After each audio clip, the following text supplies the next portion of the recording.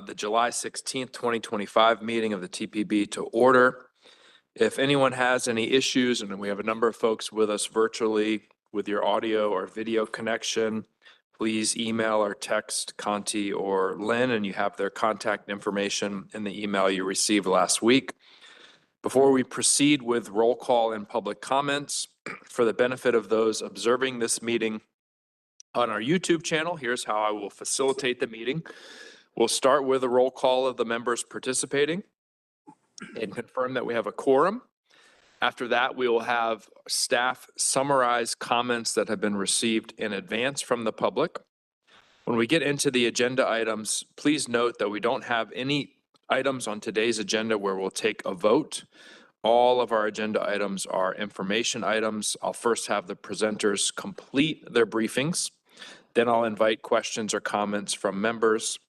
Given the hybrid nature of today's meeting, I'll start with those members who are present in the room and then go to those who are online.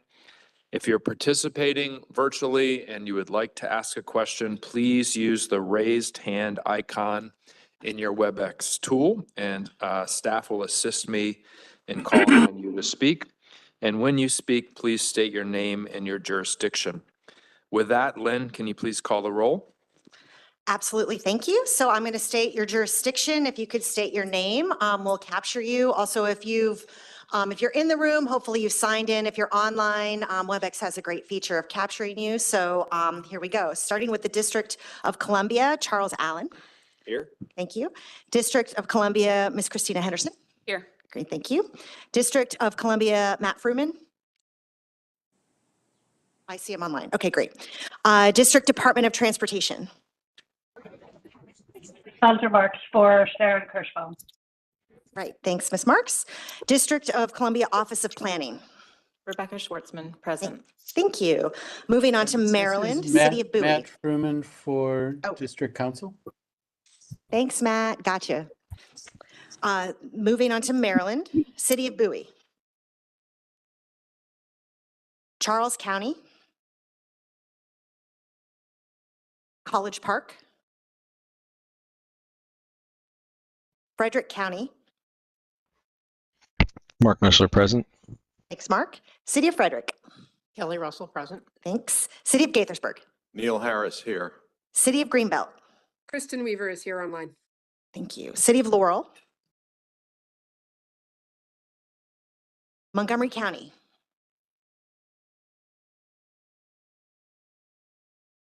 Corey Pitts is here, but I think we've got to flag his microphone for not working. And is Ms. Balcom online here?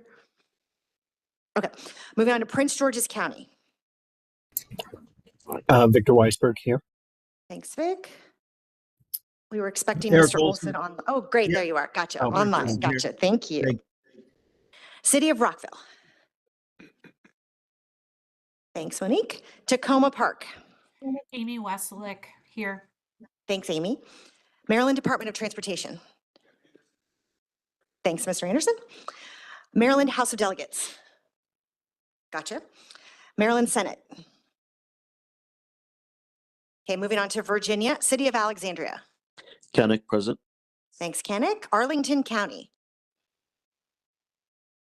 Susan Cunningham here. Oh, thanks, Susan. Got it. City of Fairfax. I see Mr. Peterson online. Anyway, Present. got him. Yes. Thanks. Tom Peters. Thank you. Fairfax County. James Walkinshaw. Got it. Falls Church. Dave Snyder, Falls Church, virtually. Thank you. Loudoun County. Rob Donaldson, present. Thanks, Rob. Anyone else? City of Manassas. Councilwoman Sonia Vázquez Luna, presente. Thank you. City of Manassas Park. Alana Mensing. Thank you. Prince William County. So I know Megan Landis is in the room, and I was informed that others are unable to participate. Virginia Department of Transportation. Maria Sinner, present. Thank you. Virginia House of Delegates. Virginia Senate. Senator Jennifer Boysko here remotely. Thank you. That concludes Virginia. Moving to WMATA. Mark Phillips present, and Allison Davis will be joining. Great, thanks, Mark. Our ex officio members, Federal Highway Administration. Janine Ash, present. Thanks, Janine. Anyone else? Federal Transit Administration. Dan Koenig, Federal Transit. Thank you. National Capital Planning Commission. Michael Weil and CPC. Great, thank you. Metropolitan Washington Airports Authority. And National Park Service. Okay, that concludes roll call. We have a quorum. Okay, thank you, Lynn. We will next move on to public comments, and we have a number of people who have signed up to provide their comments in person. So first, we will hear from those folks who are here with us in person, and then Lynn will summarize the written comments received. Due to the number of people we have and the time constraints of our meeting today, each commenter will have 60 seconds to provide their remarks. If you have extended remarks going beyond 60 seconds, you can leave those with staff, and we will ensure that all TPB board members have the opportunity to review them. Lynn, you want to call the names of the folks who are signed up to speak? Great, a couple of logistical things. So the list of folks that have signed up is on the board and being presented on WebEx. We also have a timer that's going to be just to the side of the podium that Andrew will run for us. So we have people at the podium, and James, you can see how much time is left. And I do have, there's one substitute. So Miss Gallant, who's going first, will also be representing Miss Soful because Miss Soful called in sick. So we're going to start with Miss Gallant.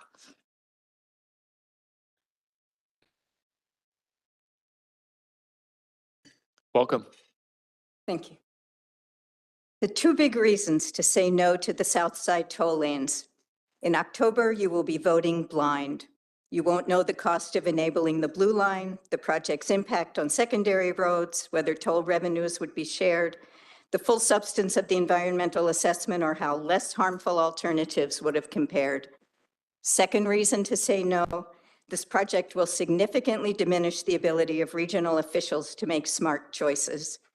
VDOT and its contractor will in effect control the future of the Blue Line. While VDOT and its contractor will own the toll lanes, Maryland will own the Oxon Hill bottleneck, with only two options: keep extending private toll lanes or leave Prince George's permanently hobbled. And it will be VDOT and its contractor determining if forms of transportation that might diminish toll revenues would even be allowed near the Prince George's toll lanes. With this much at stake and so much unknown, the only responsible vote in October is no. Thank you. Thank you. We have Katrina Moody.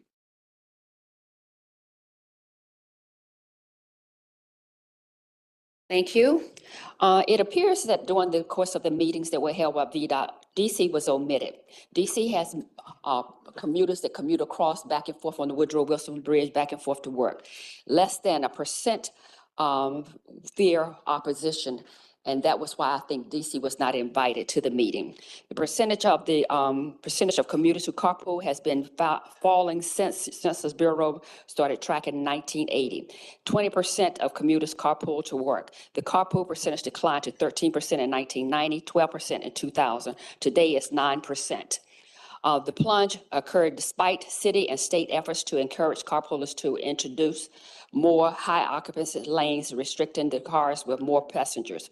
Cost. It was pointed out in a meeting that VDOT held by a gentleman that to commute in Virginia, it costs more than driving in New Jersey Turnpike 200 miles for $20. The money is a money racket. You pay to utilize a main highway, and at the same time, sometimes in Virginia, you pay to get off on an exit off of that main highway that you just paid a fee to utilize. Thank you. Thank you. Linda Nivens. Linda Nivens. Ms. Nivens had a medical emergency, hospital emergency. She Okay, all right. We'll wish her the best. Barbara Kufal.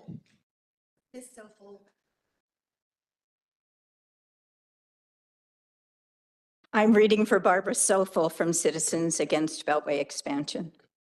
The TPB's analysis shows that the south side lanes would shift congestion east from Virginia to Maryland during morning rush hour.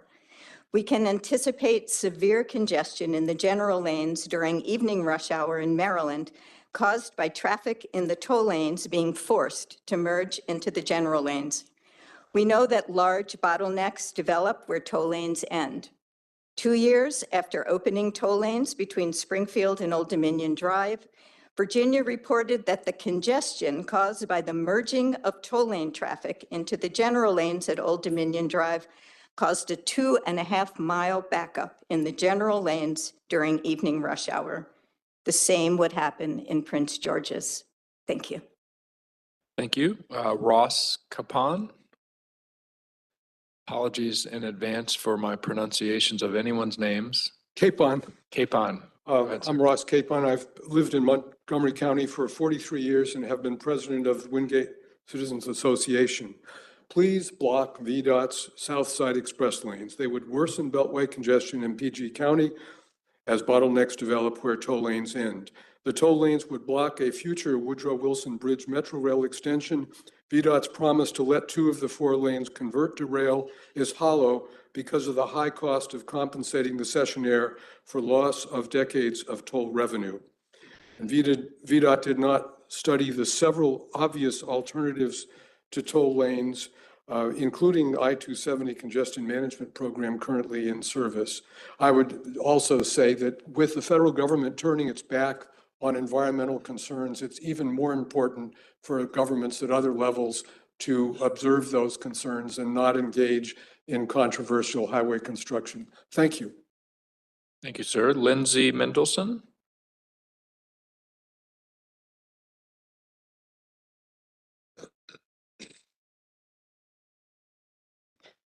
Thank you. My name is Lindseay Mendelson, and I'm the Senior Transportation Campaign Representative with the Maryland Sierra Club. Sierra Club strongly urges the board to not include the Southside project as part of Visualize 2050. The air quality analysis presents findings that are based on flawed and outdated modeling techniques. It underestimates induced vehicle miles traveled, and it does not account for particulate matter from tires and brakes. Make no mistake, if we continue to build projects like these, we're going to make air quality worse, especially for residents living near the Beltway that are already burdened by noise and tailpipe pollution. This region has already had 68 code yellow and 3 code orange air quality days this year. The American Lung Association gave Prince George's County an F for high ozone days in their 2025 State of the Air report. The TPB should instead consider comprehensive transit, transportation demand management, and TOD strategies in the corridor. These approaches would address congestion over long term, improve access to jobs, and promote healthier communities. Thank you. Thank you. Stuart Schwartz. Thank you, Stuart Schwartz, Executive Director, Coalition for Smarter Growth. The Visualize 2050 air quality modeling that you have before you with and without the hot lanes has not provided the useful information for helping you to decide whether or not to move forward. We raised concerns from the beginning that what was needed was an integrated transit-oriented development and demand management package.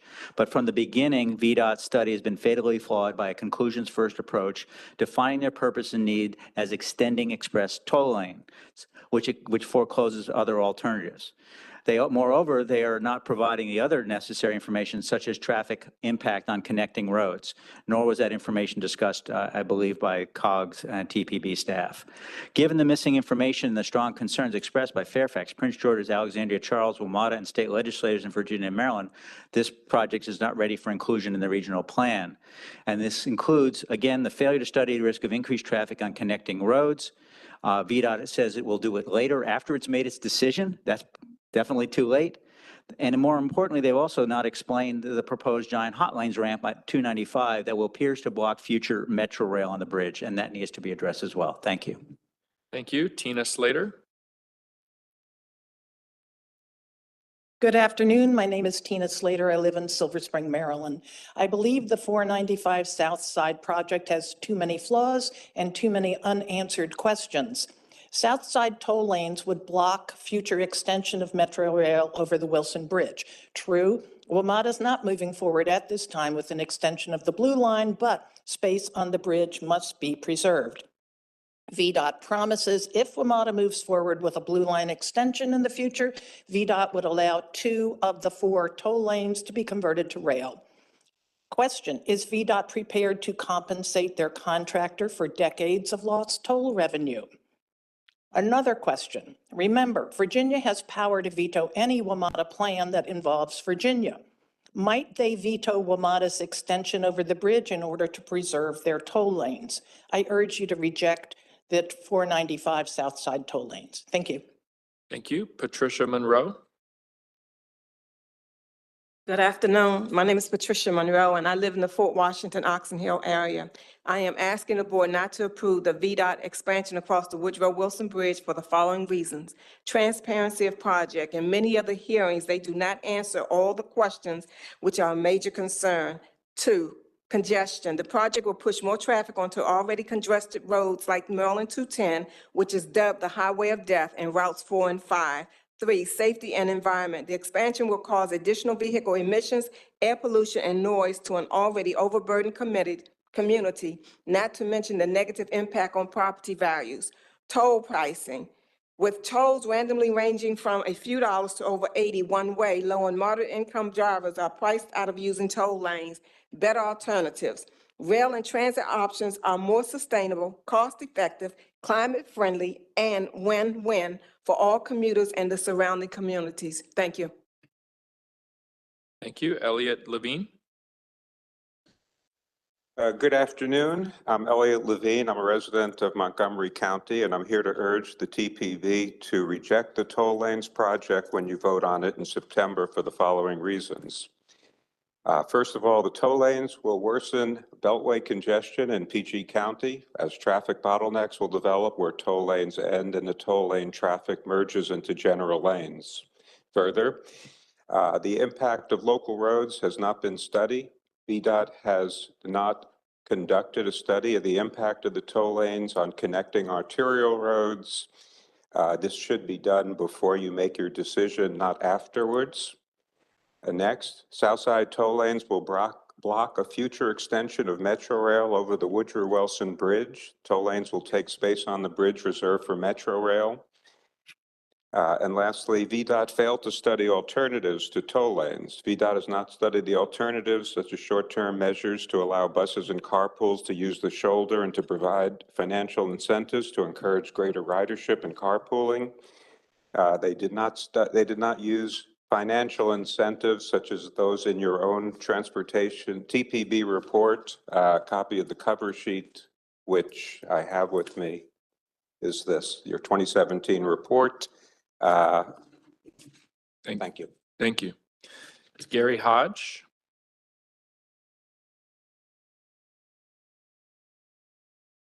The TPB should reject VDOT's proposed extension of Beltway toll lanes into Maryland. Maryland commuters don't want to be exploited by toll road profiteers, held hostage and manipulated into paying high tolls on highways that fail to deliver on the promise of congestion relief. Pouring rivers of concrete to create a magic carpet for rich people is not what's needed to address the mobility crisis in the fast-growing metropolitan Washington area. The solution is a seamless, interconnected network of fast, safe, and accessible rapid transit service, including the Southern Maryland Rapid Transit Project. Thank you. Thank you. Mark Pierce-Challa. Thank you, not bad. Mark Pershala. I see in the Southside tolling proposals some of the same procedural faults we have seen in previous projects. These include decisions before information. The TPB is going to decide this before knowing impacts on local lanes. 2, an insufficient study of alternatives to tolling. How can the TPB proceed in this manner? Then there are the negative impacts that have always been overlooked.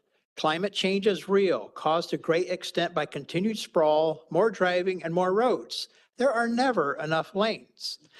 These tolls will have negative commuting impacts on those who cannot afford them. It displaces a possible metro route. Finally, none of us know today the impacts of federal government downsizing. Whether you agree with them or not, they are real. For this area, I'm especially wary of possible agency relocations far away from DC. And you're still planning as if the boom years will continue? Thank you. Thank you. Sharon Lawrence.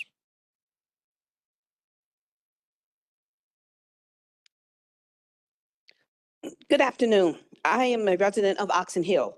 I'm in opposition for the following reasons. Firstly, Maryland 210 is designated the most dangerous highway in Maryland. Over 80,000 vehicles travel on Maryland 210 daily, with some exceeding speeds of 155 miles per hour. People are scared, nervous, and anxious about traveling this road. It really is the highway of death. Secondly, traffic and bottlenecking already exists. I have witnessed the severe traffic on 210 firsthand. Northbound traffic began to start building at 5:30 in the morning. By 1:30 p.m., returning southbound traffic from Virginia and DC has already begun backing up and slowly inching its way to 210. Many seniors like myself depend on 210 outside of rush hour to quickly and safely fulfill appointments, run errands, shop, and do other things. But the proposed toll lanes will limit the time we can use this road. Faster equals speed, speed equals aggressive driving, which ultimately and often does result in accidents. Lastly, toll lanes do not eliminate peak hour congestions, and commuters often fail to carpool. Thank you. Thank you. Jason Stanford.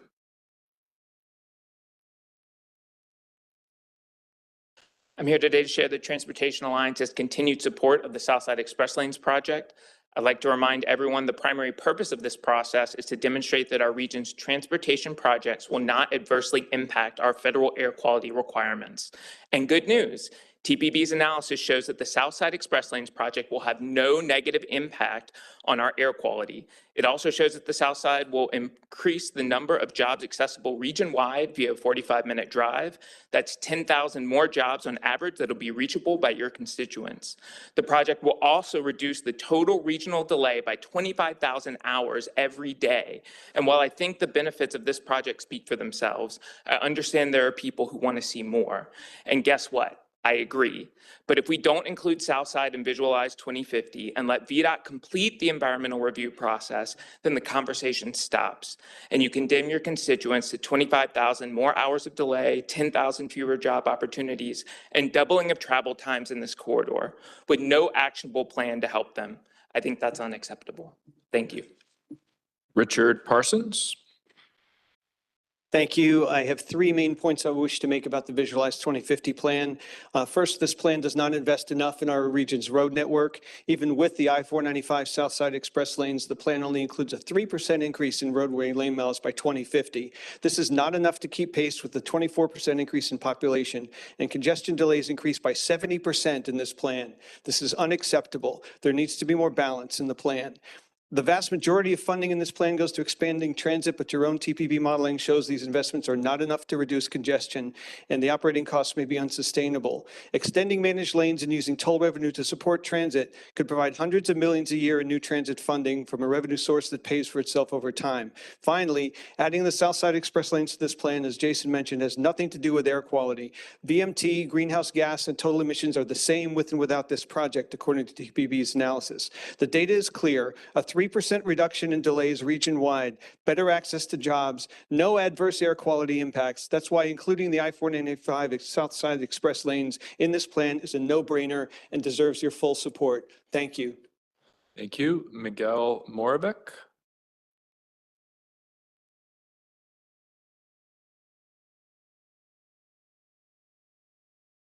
Miguel Moravec, Rocky Mountain Institute. In the engineering profession, we have a saying, all models are wrong, but some are useful. Unfortunately, due to flawed assumptions, TPB's modeling is both wrong and not useful. Here's why. TPB says the expressway will not cause appreciable increases in traffic or emissions, nor will it affect land use or mode choice. However, per US DOT's recent report, Improved Travel Demand Modeling, these assumptions and findings are simply not realistic. In the report, US DOT instead recommends elasticity-based approaches to predict highway traffic impacts. Elasticity tools, like our own RMI shift calculator, clearly demonstrate that adding 41 urban lane miles to the Washington metro area will substantially increase local traffic by 25,000 additional cars per year per our own estimates, and hundreds of millions of additional VMTs and emissions. In conclusion, TPB's assumptions go against US DOT's best practices and should be revisited. Thank you. Okay, thank you. I believe that is our final in-person commenter who has signed up. Lynn, are you going to summarize the comments that we received in advance? Yes, yes. So thank you. I do want to just take a second to thank our 16 folks that signed up and for being flexible for the 60 seconds. I thought everyone did great. So moving on to the comments that have been posted. So between noon Tuesday, June 17th and noon Tuesday, July 15th, the TPB received 7 letters and 423 comments submitted via email. A summary, as well as the comments themselves, can be found on our meeting webpage. As a reminder, there is no action this month, so you all have some time to go to the link and review the 660 pages of comments. So I'll provide a quick summary now. Most of the comments received express support for or opposition to the Virginia I-495 Southside Express Lanes project. There was one comment in support of through running services between Virginia Railway Express trains and Maryland Area Regional Commuter or MARC trains to enhance regional connectivity. Of the 7 letters received, 3 were from speakers you just heard from.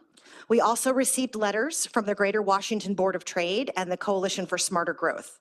There was also an email campaign, including 415 emails generated from email writing software that included content urging the TPB to reject the currently proposed I-495 Express Lane project, and content urging the TPB to include the proposed project in Visualize 2050. So as I mentioned, all these comments and a 4-page summary, if you don't want to go through all 660 of them, are found on our meeting page. That concludes our report. Thank you, Chair. Okay, thank you, Lynn. I want to thank everybody who participated in person or by submitting comments, including the many, many folks who emailed me personally to share their comments. Appreciate all of that feedback. I want to give TPB members the opportunity to ask any questions of staff at this point. I'll maybe note that it's possible or maybe likely that the question in your head based on the comment you received could be answered during the staff presentation later on, but I don't want to preclude anyone from raising a question or comment at this point. Anyone in the room who'd like to ask a question or make a comment at this point? Anyone who's with us virtually, go ahead and raise your hand. I don't see any. Okay, we don't have any now. I'm sure folks are saving them for the presentation later. We'll move on to approval of our June 18th, 2025 meeting minutes. We've all received a summary of the minutes. Move that we adopt the minutes of the June 18th, 2025 meeting as provided. Is there a second? Second. It's been moved and seconded. Any corrections or addition to the meeting minutes? I'll start with folks in the room. Corrections or additions? Go to folks online. Raise your hand if you have corrections or addition to the meeting minutes.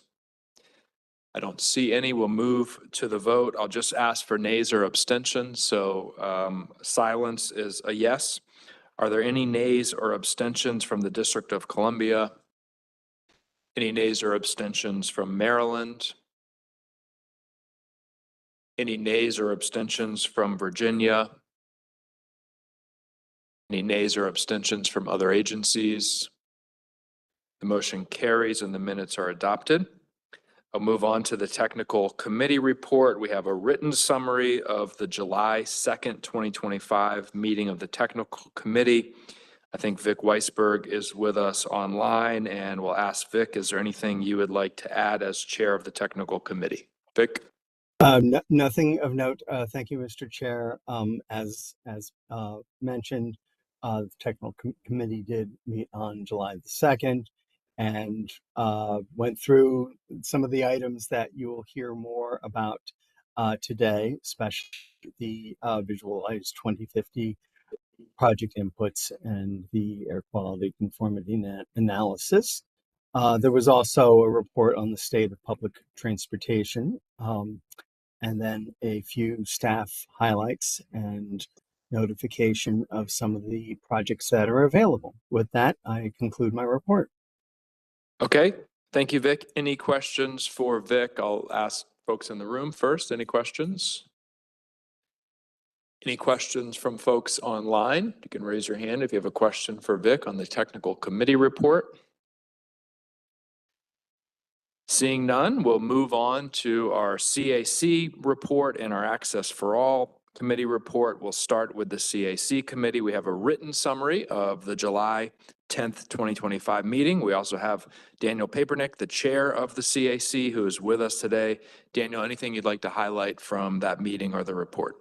Good afternoon. Thank you, Chair Walkinshaw. In the interest of time, I will keep my remarks very short. The CAC met virtually on July 10th as planned. The meeting was entirely focused on obtaining feedback and collective consensus on the DMV Moves initiatives. We are preparing a summary of the CAC's feedback and recommendations to share with the Community Partners Advisory Group in September. And for further information and details, I invite TPB members to read the CAC report included in your board package. That concludes my report. All right, are there any questions on the CAC report? First folks in the room.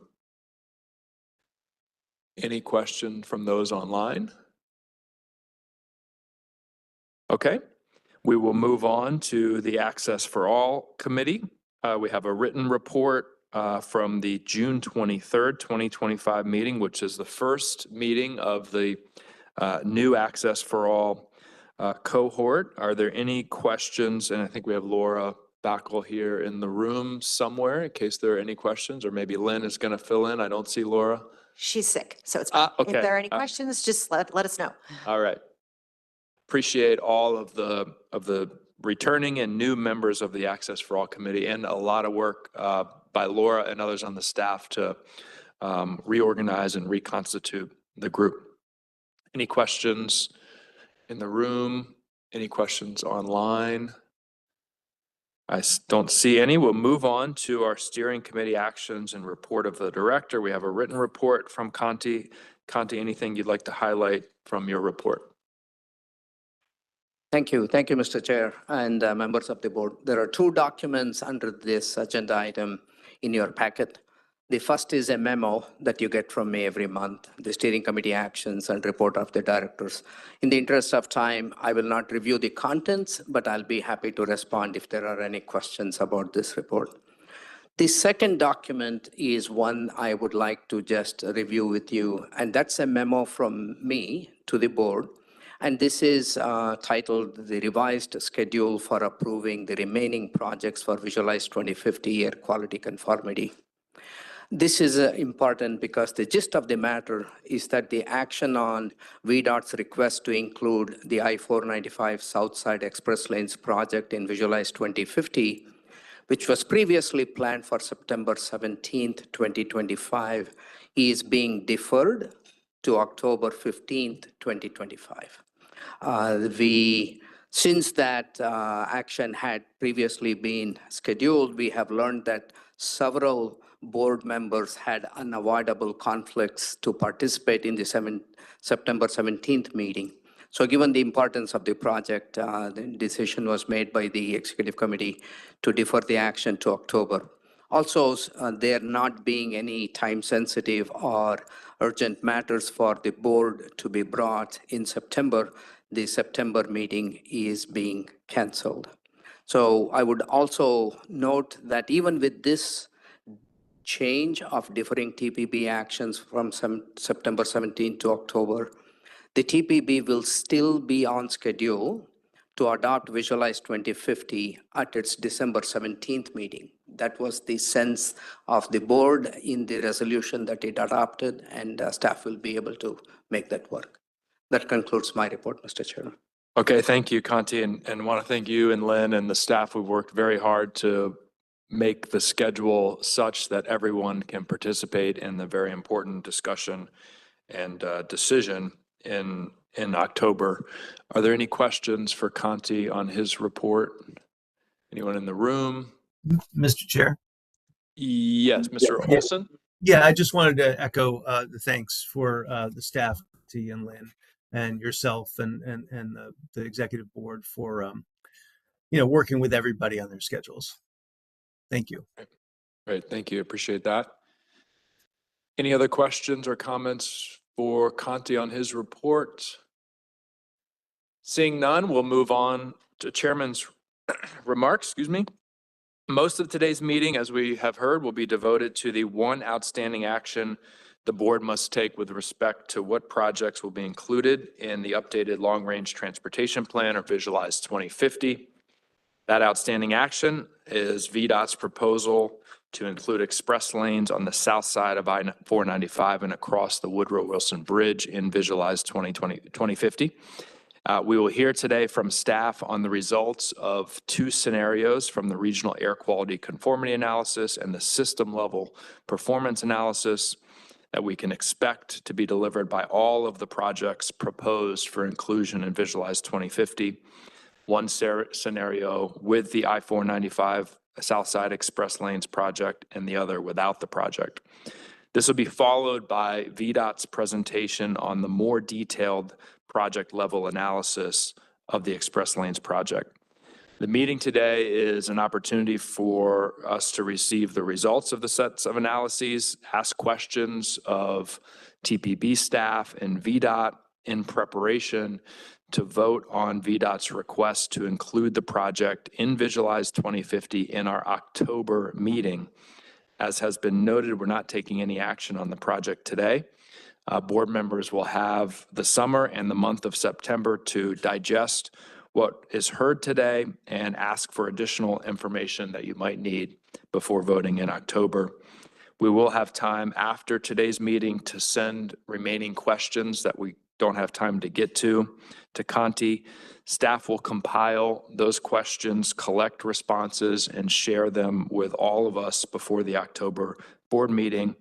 And I think as Conti noted, we must take action in October to meet our timeline to adopt Visualize 2050 at our December meeting, which is what our resolution calls on us to do.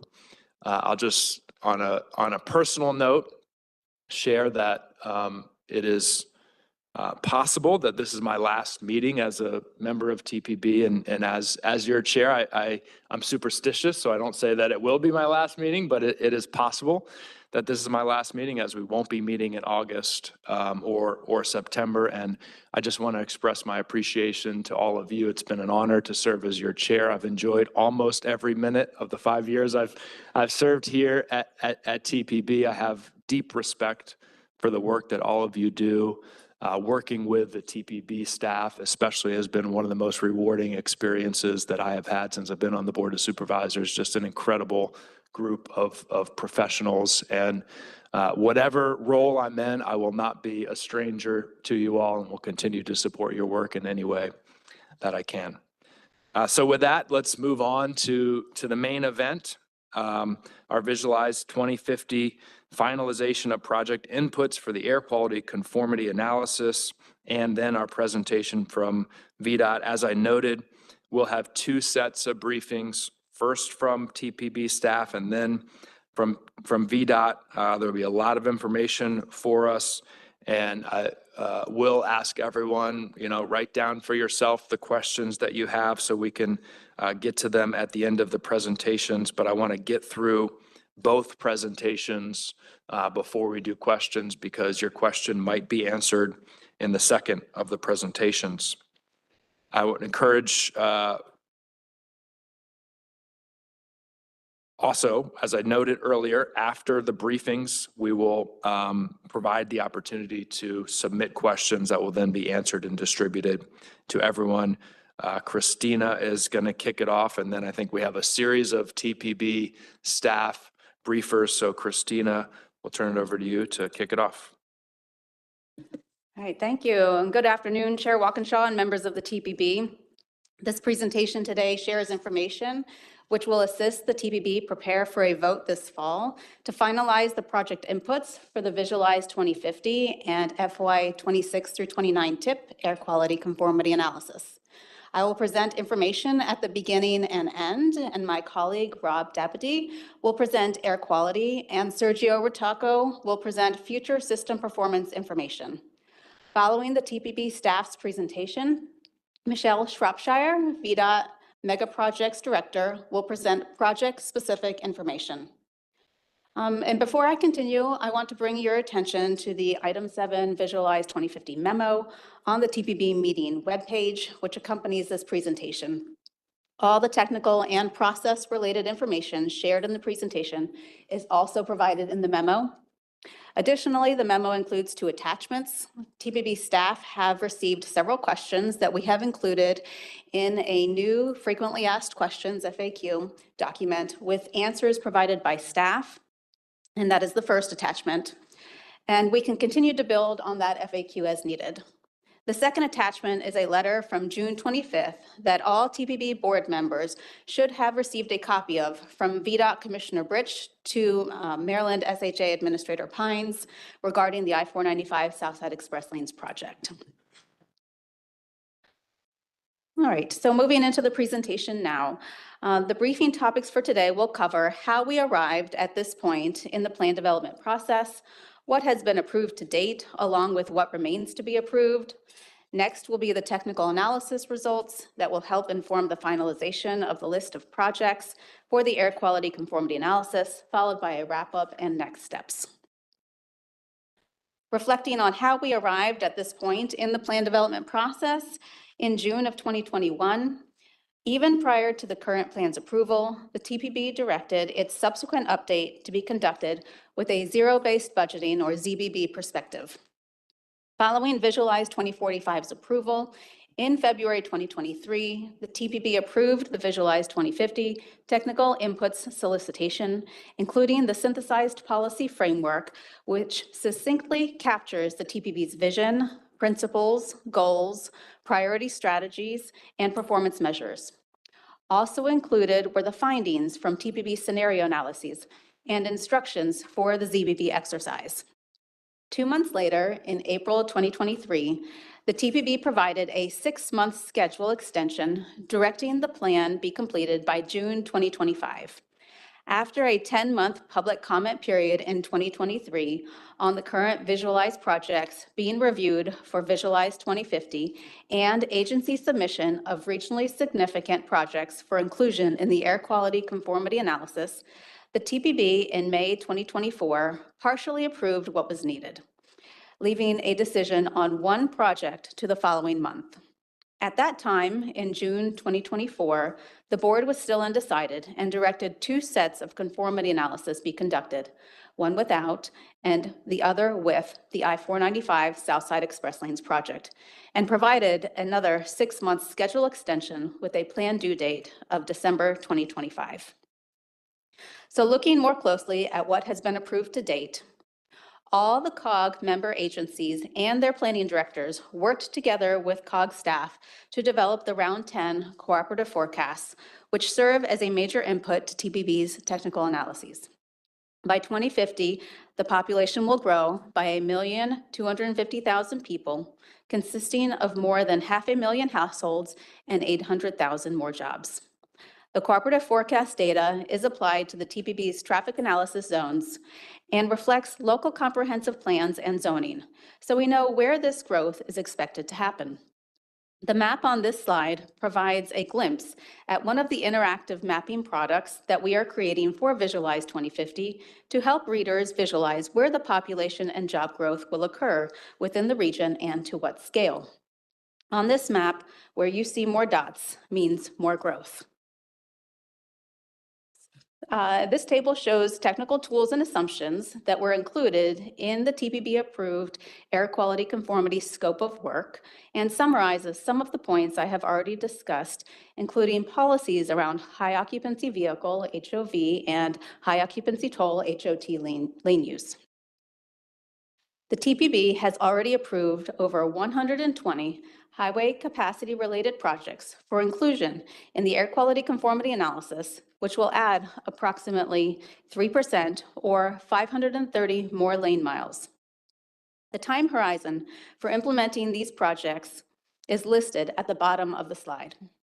Of these additional lane miles, about 239 will be along arterials, a 2% increase, and 291 will be added to freeways and expressways that include interstate and other major roadways, and that's an 8% increase. Of this 291, 81 will be HOT express lane miles, where vehicles with 3 or more people can use the lanes for free, HOT 3+, and 5 lane miles are added to existing general purpose toll roads. So this is an important distinction regarding facilities with tolling. The first measure relates to toll lanes added to roads that also have free general purpose lanes. The second measure is for toll roads where all lanes on the road are tolled. If approved by the TPB, the I-495 SEL will add another 1% to new freeway and expressway lane miles, with 41 more HOT 3+ express lane miles next to the free general purpose lanes on I-495. As far as transit projects, the TPB has already approved over 25 transit capacity-related projects for the conformity analysis, which will increase high-capacity transit lane miles by more than 30% beyond what the region has today. This includes 18 light rail, streetcar, and 79 bus rapid transit lane miles. Most of these projects will be completed in the short term by 2030. So switching now to what remains to be approved before TPB staff can finalize the draft documents is whether to include the last remaining regionally significant for air quality project, the I-495 SEL. The I-495 SEL study is currently included in Visualize 2045, and upon review of the merits of the project during the ZBB exercise, VDOT submitted the full construction project estimated at $2 billion for inclusion in Visualize 2050. The full construction project, which is expected to pay for itself over time through toll revenue, consists of 2 HOT 3+ express lanes in each direction between the Springfield Interchange and Maryland 210, and is scheduled for completion in 2031. A new bus route is planned between the Branch Avenue Metro Station and Tyson's Corner. Bicycle and pedestrian connections are also included. Since the last official comment period in March of 2024, the TPB, through its monthly comment opportunity on agenda items, has received a great number of comments advocating both for and against the project. The TPB was still undecided about this project in June of last year and will be making the decision this fall. In addition to public feedback received directly by TPB, VDOT has held their own opportunities for comment as part of the NEPA process. More information about the project can be found on the VDOT website. So I'd like to switch now to the technical analysis results, starting with Rob, who will discuss the air quality conformity analysis and other mobile source emissions analysis results. Thank you.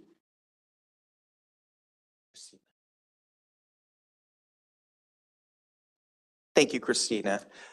Today, we'd like to continue with the technical discussion, focusing now on the air quality conformity analysis, along with other emissions that we analyze as part of the TPB's ongoing review of various air quality issues in the region.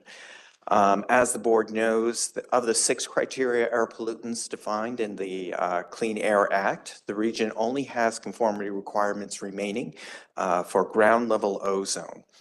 And the board also knows that the conformity analysis must be completed in order for the long-range plan to ultimately be approved.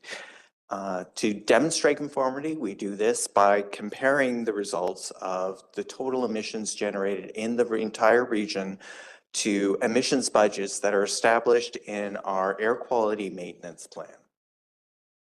The graphic here shows the ozone design values for the region, which are compared to the standards also shown on the graph to show whether or not we are attaining the standard. What we can see from this is that the region is currently attaining the 2008 National Ambient Air Quality Standards, or NAAQS, for ozone. As part of that process, a maintenance plan was developed, and in that maintenance plan, budgets were established. These are the budgets we'll be using for this conformity determination. The region has also attained the newer 2015 air quality standards that actually occurred this year, with the EPA granting us a clean data determination. Now, while we have attained the standard, the region has not been redesignated as attainment for the standard. This requires additional analysis that will be going on in the upcoming year.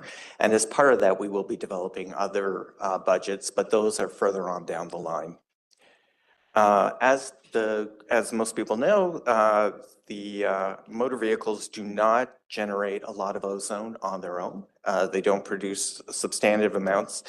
Ozone is a result of two other pollutants that vehicles do produce, volatile organic compounds, or VOCs, and nitrogen oxides, or NOx. These combine in sunlight to form ground level ozone. So as a result, our emission budgets are actually in terms of VOCs and NOx. They are not in terms of ozone directly. So what are our conclusions, or what are our initial results that we have found? The air quality analysis was conducted twice, as we discussed before, with and without the SEL lanes. In part, this was to expedite the process because it takes approximately 8 months to perform a conformity analysis beginning to end.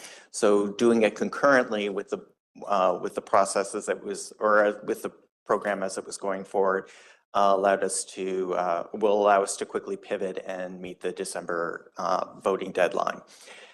What we found is good news. In both instances, the visualized 2050 plan with and without the SEL will meet the air quality conformity standards. And what that means is that the mobile emissions for VOCs and NOx do fall below the budgets that we have established. A little less informative is that when we did the analysis, what we discovered is that the total emission results with and without the SEL are identical. Now, this is not to infer that the project has no impact. It's just that from a regional air quality perspective, the pluses and minuses, the increases and decreases simply balance each other out. There are other changes, and I'm sure VDOT will be discussing those later on. This graph here shows the volatile organic compounds, or VOC emissions, that we have calculated as part of the conformity analysis. The green lines show the budgets, and we can see that we are below both the 2025 and the 2030 budgets. This means that we will pass conformity.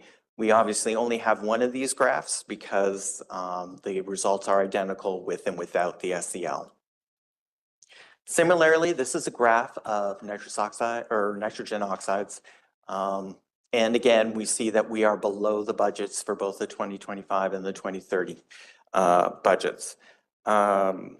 Clearly, the long-range plan will meet the conformity requirements with or without the SEL. And the conformity analysis does not indicate that one option is preferable to another.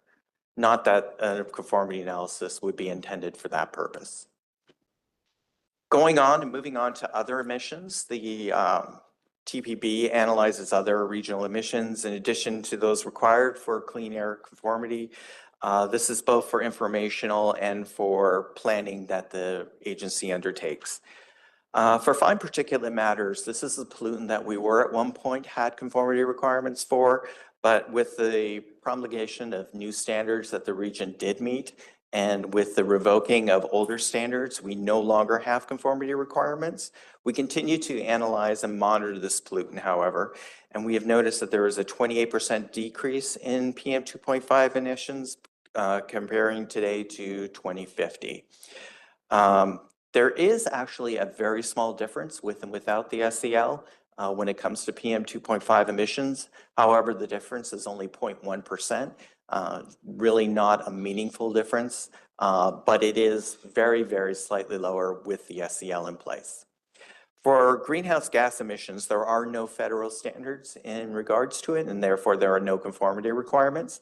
However, we do show a 24% decrease in overall emissions and a 37% decrease in per capita emissions between today and 2050.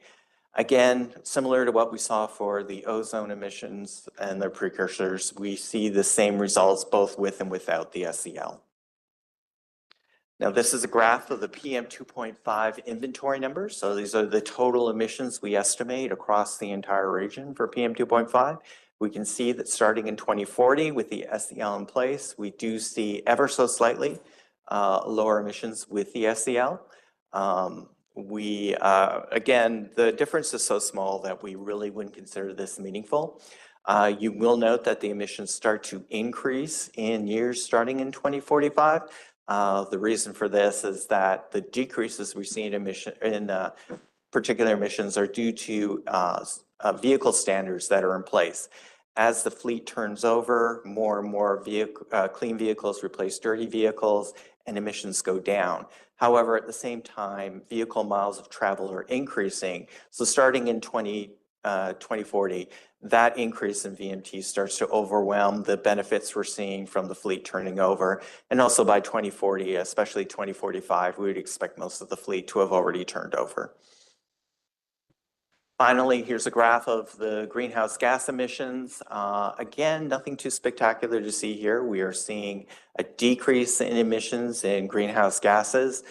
We do see the one abnormality in 2020 due to the pandemic, but overall, there's a general decrease in greenhouse gas emissions.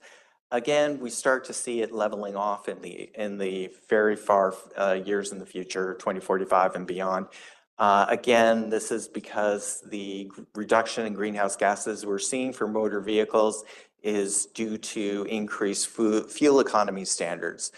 As these standards, or as the vehicles meeting these standards get into or go in and replace vehicles already in the fleet, we start to see decreases in overall greenhouse gas emissions. But again, it starts to peter out in the out years where we start to see most of the fleet already turned over and VMT or vehicle miles of travel increasing. And with that, I'd like to hand it over to Sergio, who will continue discussion on the technical analysis results.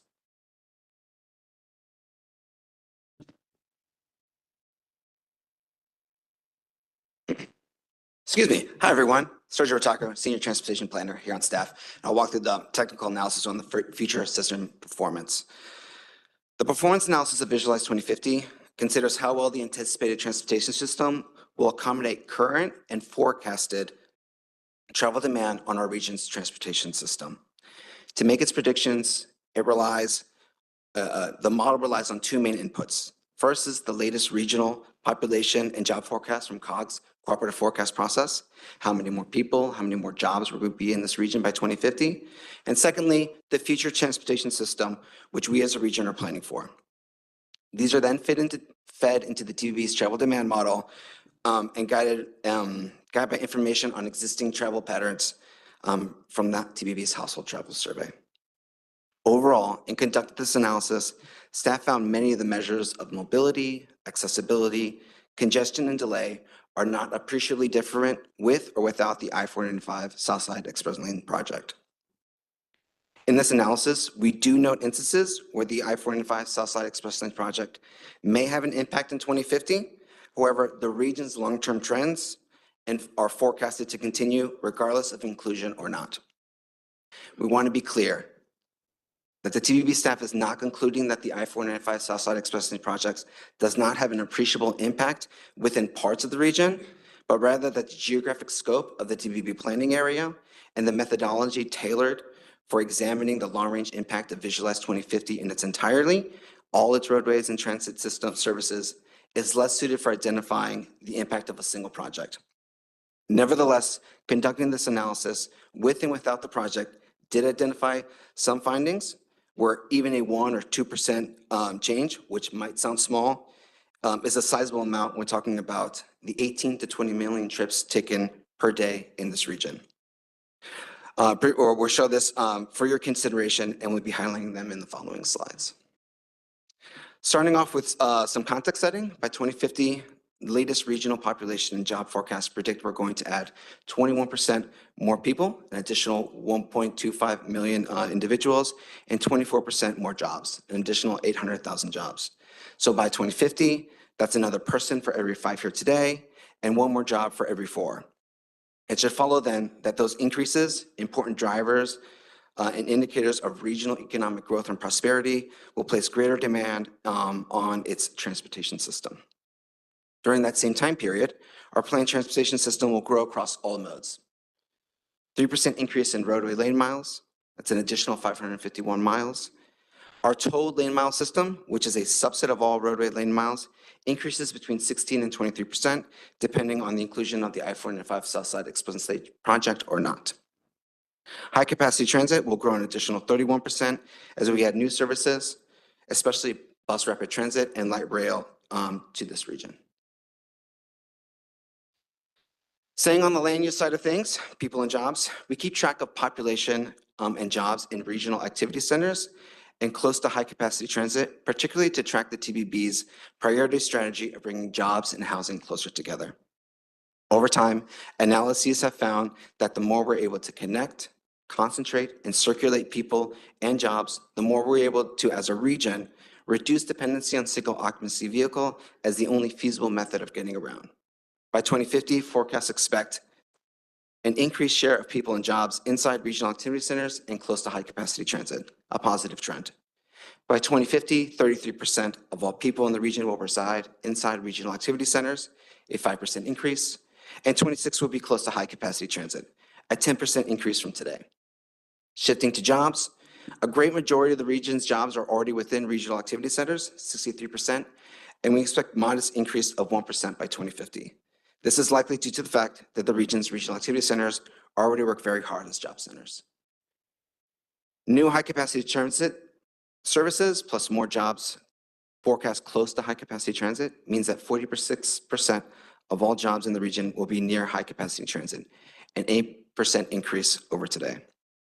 The I-485 Southside Express Lanes project does not have an appreciable impact on the results of this measure.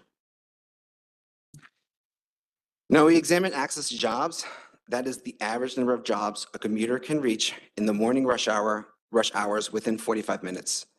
We find that by 2050, there is a decline in the number of total jobs accessible when driving and an increase when taking transit. For auto, the growth in demand from the additional people and jobs means a greater demand on the region's roadways. And while every plan iteration, we plan for more multimodal options, the demands on the region's net roadways are high and expected to increase congestion and delay. As a result, with the I-485 Southside Express Lanes project, the decline in job access is 4%. Without the I-485 Southside Express Lanes project, the decline is 5% by 2050. Regionally, the I-485 Southside Express Lanes project has an impact on regional job access, but with macro level trends still present. For transit, as more transit comes online and forecasts expect more people and jobs in close proximity to new and existing high-capacity transit, the region can expect a 16% increase in job access by 2050. Diving into automobile delay, total daily vehicle hours of delay, this represents time spent in traffic in congested conditions, will increase 67% with the I-485 Southside Express Lanes project and 70% without. Average minutes of delay per trip increases as well, 44% with the I-485 Southside Express Lanes project and 46% without, to around 6 minutes of delay per trip by 2050. Again, demand on the region's roadways will strain capacity, causing trips to be in congested conditions and leading to delay in this region.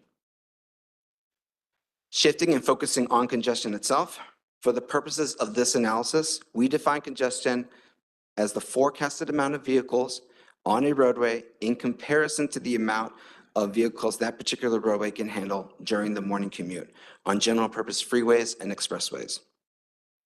By 2050, we expect congestion increases for a large portion of roadways outside the I-485 Southside Express Lanes project area, with many of them reaching their planned capacity. Congested and highlighted as yellow on the map, or exceeding capacity high congested and presented as red on the maps. The maps present 2050 congestion levels with I-485 Southside Express Lanes project on the left and without the project on the right. Regionally, for the I-485 Southside Express Lanes project area, congestion levels on general purpose lanes decline compared to not including the project, but are not wholly eliminated. Areas outside but close to the I-485 Southside Express Lanes project area are impacted as well, with some lanes experiencing greater congestion, likely due to increased vehicle volume of auto travel. We also look to track shifts in how people travel in the region. Will we travel more or less than miles? Also, what modes are we more likely to use by 2050? This first measure looks at the amount of auto travel expected per person into the future, and we find that residents of the region are likely to be traveling fewer miles per person in 2050 than they do today, meeting a target in COGS region forward documentation. The forecasted growth in people compared to the forecasted growth in vehicle miles traveled, find that the average person will be driving 5% less in 2050 than they do today. These can include people making shorter trips due to jobs and housing being in closer proximity, using non-auto-based modes, and changes to travel behavior due to the impact of congestion and delay. The I-485 Southside Express Lanes project has no appreciable impact on the results of this measure. Finally, the share of trips, both work and all-purpose, taken on non-single occupancy vehicle modes, like 2 or more people in a car, bicycle and pedestrian travel, and transit trips, increase at rates greater than single occupancy travel by 2050, suggesting travelers are shifting toward non-SOV travel modes options into the future. By 2050, more than 62% of trips will be taken on non-SOV modes compared to 59% today. This is a similar trend for work trips, where 43% of commuter trips will be taken on non-SOV modes by 2050 compared to 40% today. The I-485 Southside Express Lanes project does not have an appreciable impact of the results of this measure at a regional level. And with that, we bombarded you with many figures and charts, and I'm going to go ahead and pass it back to Christina to bring us on home. Thanks.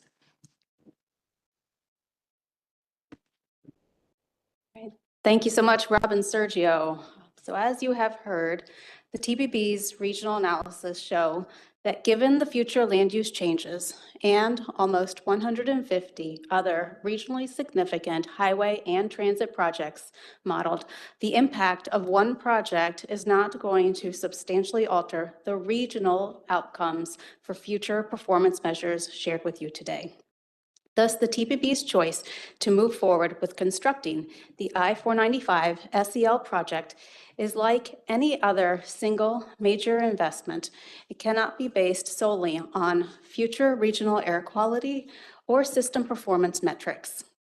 In addition to the regional metrics shared today, the value of HOT 3+ express lanes on I-495 between Springfield and National Harbor can also be considered from interstate, interregional, and local perspectives.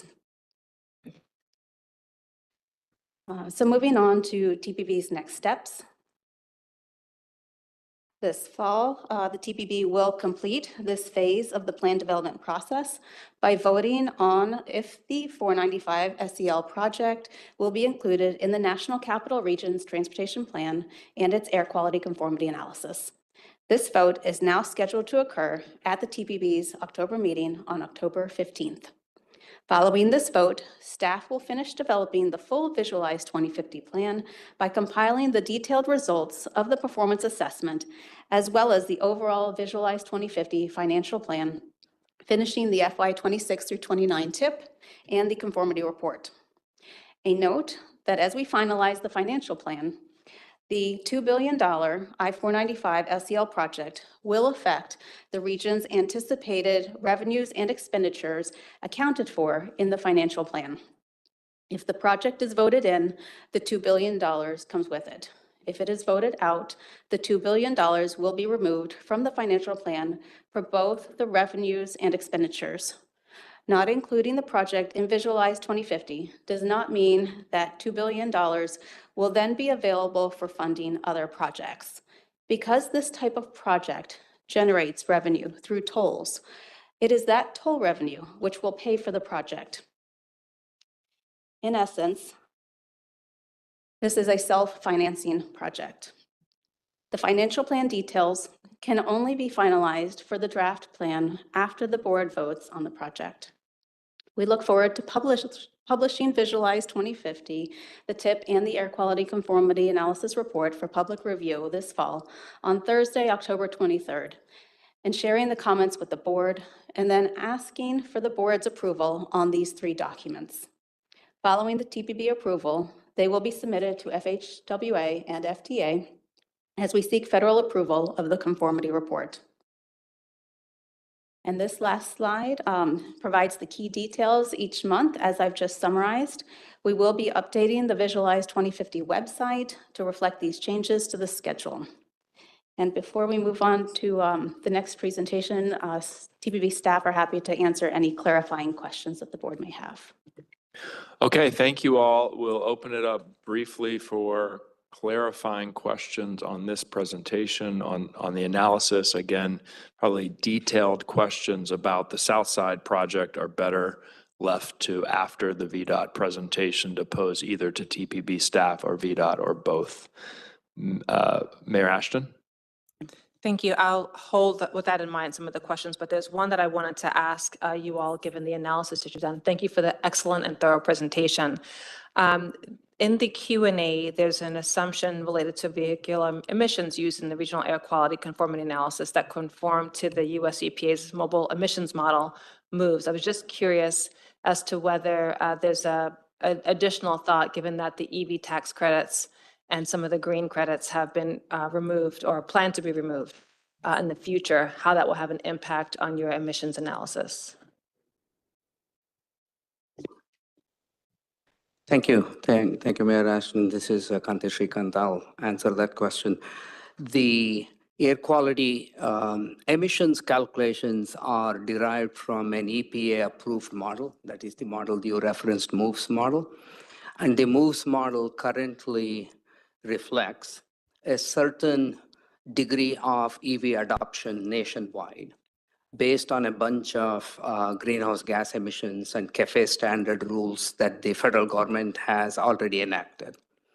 So the current model that EPA has provided us reflects by 2032, certain proportion of the fleet will be EV.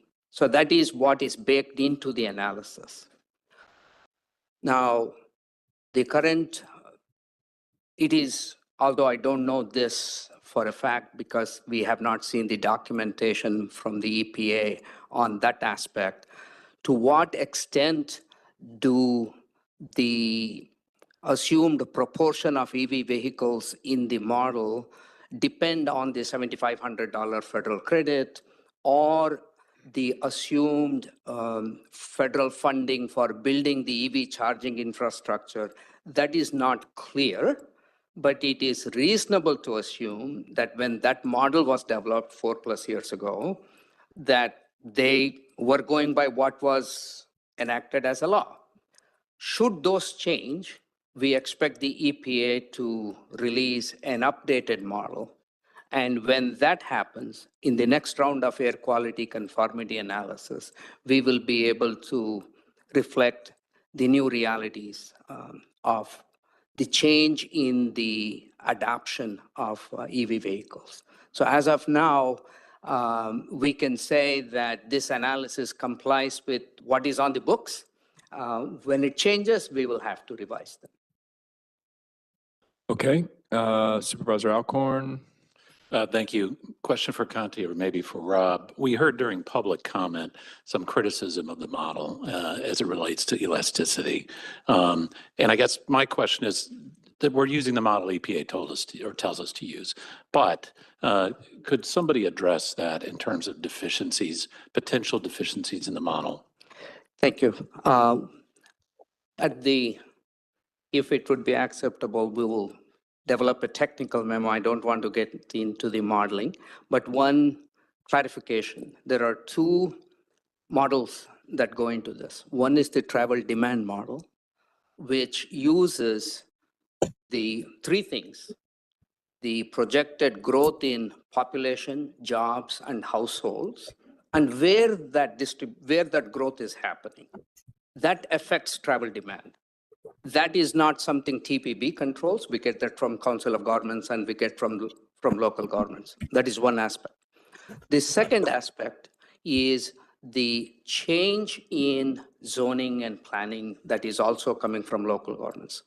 And the third thing is the transportation projects, highway and transit that will be built. All of these three go into the travel demand model that is going to project how many trips will be happening in the region in a given day, And will it be happening on highways? Will it be happening on transit? How much could be walk and bike?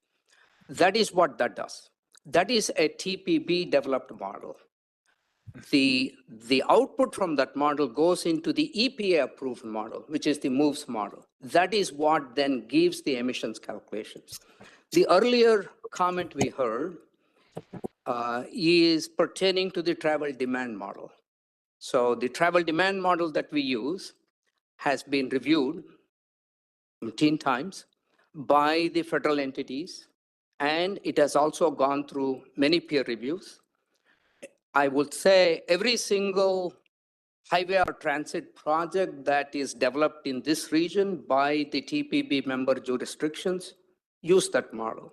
So what we are using is the state of the practice. I would also note that we are also developing the next generation model, but we'll be happy to comment or provide some additional information on exactly the nature of elasticities and how elasticities are implicit in some of the modeling techniques. There is always somebody proposing they have a next new great tool, which is great. We are always going to conferences. We are constantly looking for how to improve our model. We'll be able to address that. Okay, anyone else in the room with a question at this point? Anyone online? I see, Councilwoman Henderson. Thank you. Thanks to the staff for the work on this. I had a question in terms of, there were a couple of comments where you said the inclusion or not inclusion of this particular project, the analysis is identical in terms of the air conformity analysis, but then also around congestion, which I thought was interesting, given some of the testimony that we heard from public witnesses around the residual impact in terms of congestion and perhaps an area of the region that wasn't examined. Or did you all look at the entire region? Yeah, thank you. Good question. We've tried to address that in the FAQ because we did hear that question from the technical committee as well. So the TPB's analysis is at the entire regional level. So it includes all 23 member jurisdictions. So all of the metrics that we have shared today is for the entire region, across the 4,000 square miles area, across 20,000 lane miles of roadways, and across all the systems. The individual corridor level analysis or metrics from any one project is not, our modeling does not allow us to extract the individual impacts at the roadway level. That is why we look at project level analysis, which is very critical, and we hope to hear from VDOT today. And they did a presentation to the TPB in April where they showed the results of their corridor level analysis. So for specifics, we look at corridor level analysis, such as the one TPB VDOT has done. But for the entire regional level, we are saying for the entire project, Visualize 2050, with the 150 odd projects, with all the population growth, land use, demographic change, this one project in of itself at the regional level is not moving the needle. That said, I would note one thing, as was mentioned by staff, in our region on any given day, about 18 to 20 million trips are being made between our roadway and transit system. And about 180 million miles of travel is happening every single day in our region. That is the mass of travel that's happening. When you move this by 1%, it is a big deal, but not at the individual project level. So that's just for context. That's kind of, thanks. Okay, I see Mr. Weisberg online with his hand up. Vic? Yes, thank you, Chair. This is more of a sort of a process question on the window that we now have in terms of the comments period. Conti, if you could just sort of describe, walk us through what needs to happen between the close of the comments. Well, I guess first having the comments period disclose after the November meeting, but also what happens between the end of comment submissions on November 21st and the December meeting, which is when the final vote will take place. Certainly, thank you. So the TPB proposed schedule is October 15th, after the TPB decides whether to include this project or not. Then in the next week, we will write up the entire report, including the financial plan, and that will reflect either the project is in or not consistent with the TPB's action. And that released comprehensive Visualize 2050 document will be released for a 30-day public comment on October 23rd. That will end on November 21st. November 19th is when the TPB will be meeting.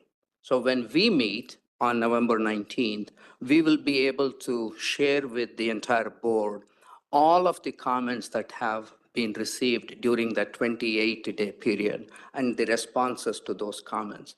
There will still be 2 more additional days of comment left, and we plan to take all of that back to you all to bring any additional balances of comments to you in December.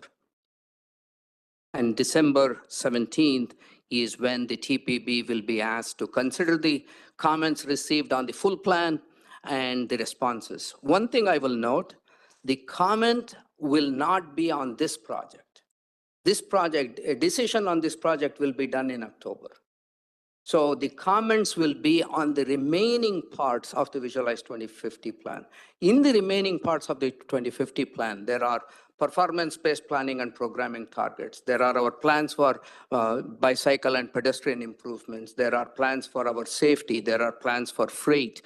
So there are a number of other aspects that MPOs are supposed to do. That is the piece that we anticipate getting comments, not on this project. Thanks. Can I just add to that? So just so you guys all could wrap your head around this, there will be one plan that is released, and that plan in your hands it'll be like nothing happened. It's the plan that we're going to be asked to be approved, which will have that 150 package of the project and all of the decisions already done. So you will get a crystal clear plan. And we're going to be doing some extra public outreach. We're going to be doing some videos that showcase off the rest of the plan. So I know we've spent a whole lot of time talking about this one project, and Christina has really tried to talk about the rest of the plan. But once that vote happens, we want to shift the conversation and talk about the plan that you're creating together for the region. So that's what's going to happen when we release it on October 23rd. Thanks. Okay. I don't see any other questions at this point, so I think it's a good time to move on to VDOT's briefing.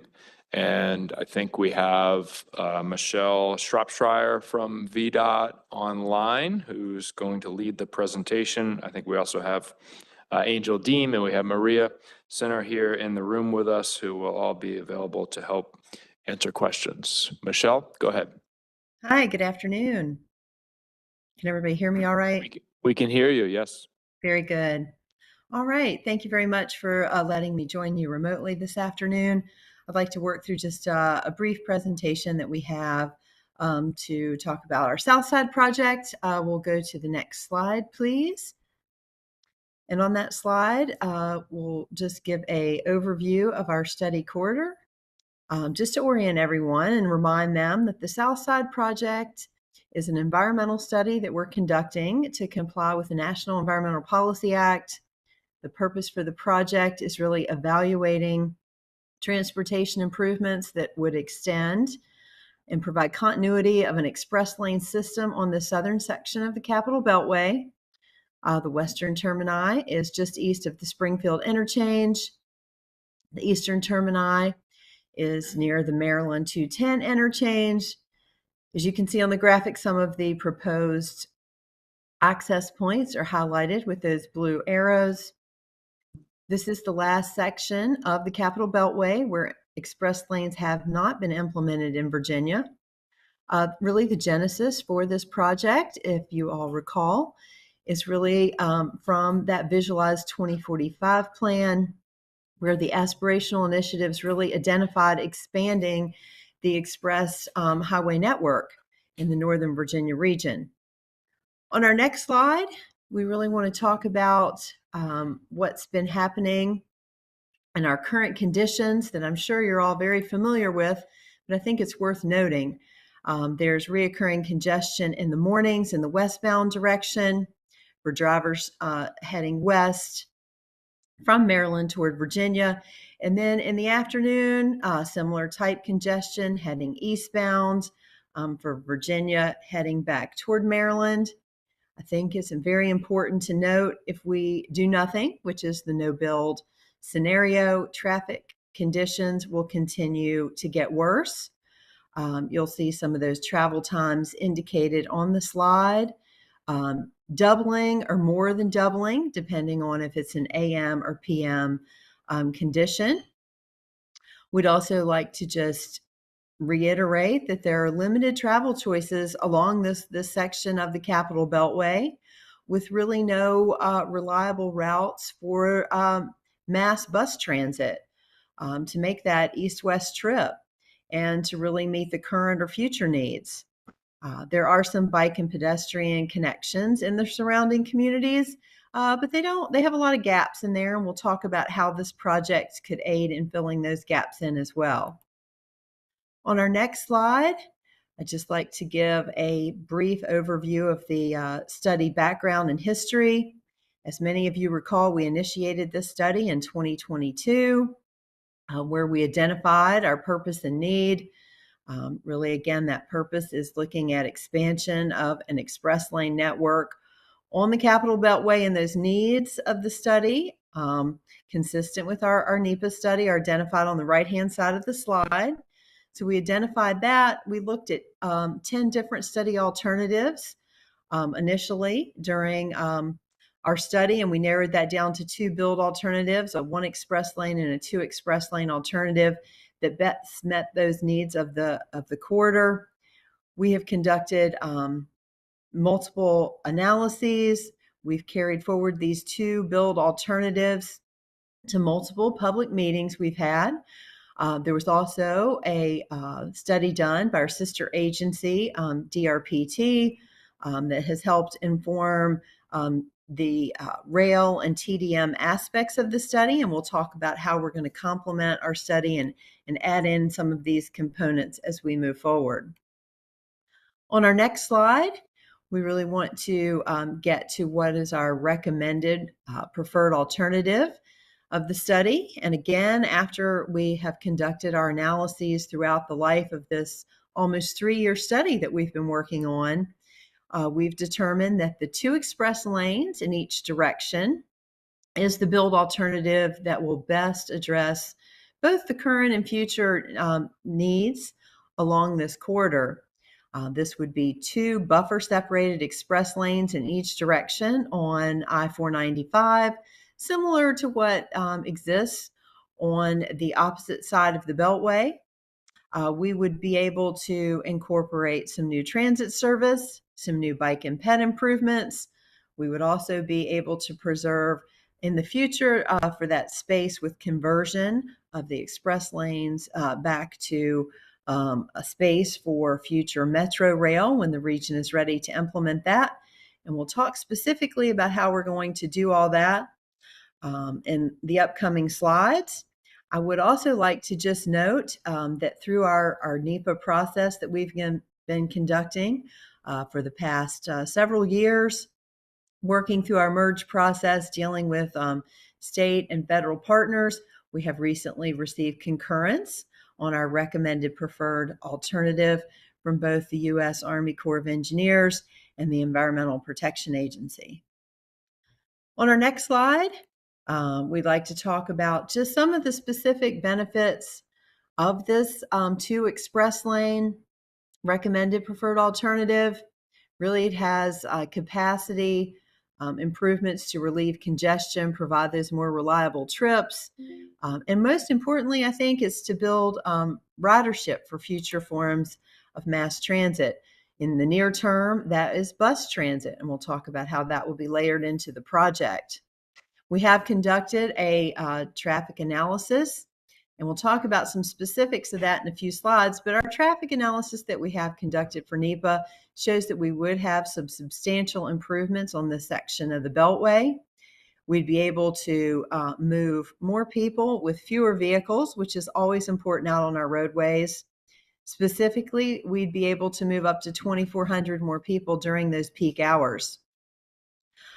We have determined from our analysis as well that the express lanes themselves would not only move faster, but the general purpose lanes would also see increases in travel speeds. We would see increases in travel speeds in both the local lanes with up to 19 minutes faster throughout the corridor and in those general purpose lanes. So those wishing to use the new express lanes and those still wanting to travel in either one of the general purpose lanes that would still be available. I do think it's important to note that the same number of general purpose lanes that exist today would still be available after the project is constructed, because that's been a question that we have received at a number of our meetings. On our next slide, we'd like to talk about how the project is multimodal in nature, as has been a hallmark of all of our Northern Virginia express lane projects that we have been able to successfully deliver to date. And we really, through these projects, have been able to pour millions of dollars into vital transit and transportation improvement projects. And the South Side project would be able to achieve the same level of benefits. Over the course of the life of the project agreements on many of the P3 or public-private partnership projects that we have delivered to date, the annual transit payments will eventually, again, over the life of those concessions, will total more than $5 billion of improvements to the region. Continuous funding right now supports Northern Virginia's Commuter Choice Program, which since its inception has had over $178 million awarded in projects that has improved service, provided for new buses, provided for park and ride lots, and a whole host of other transportation demand programs. On our next slide, we'd like to talk about some very specific transit commitments that we have incorporated as part of the 495 Southside project.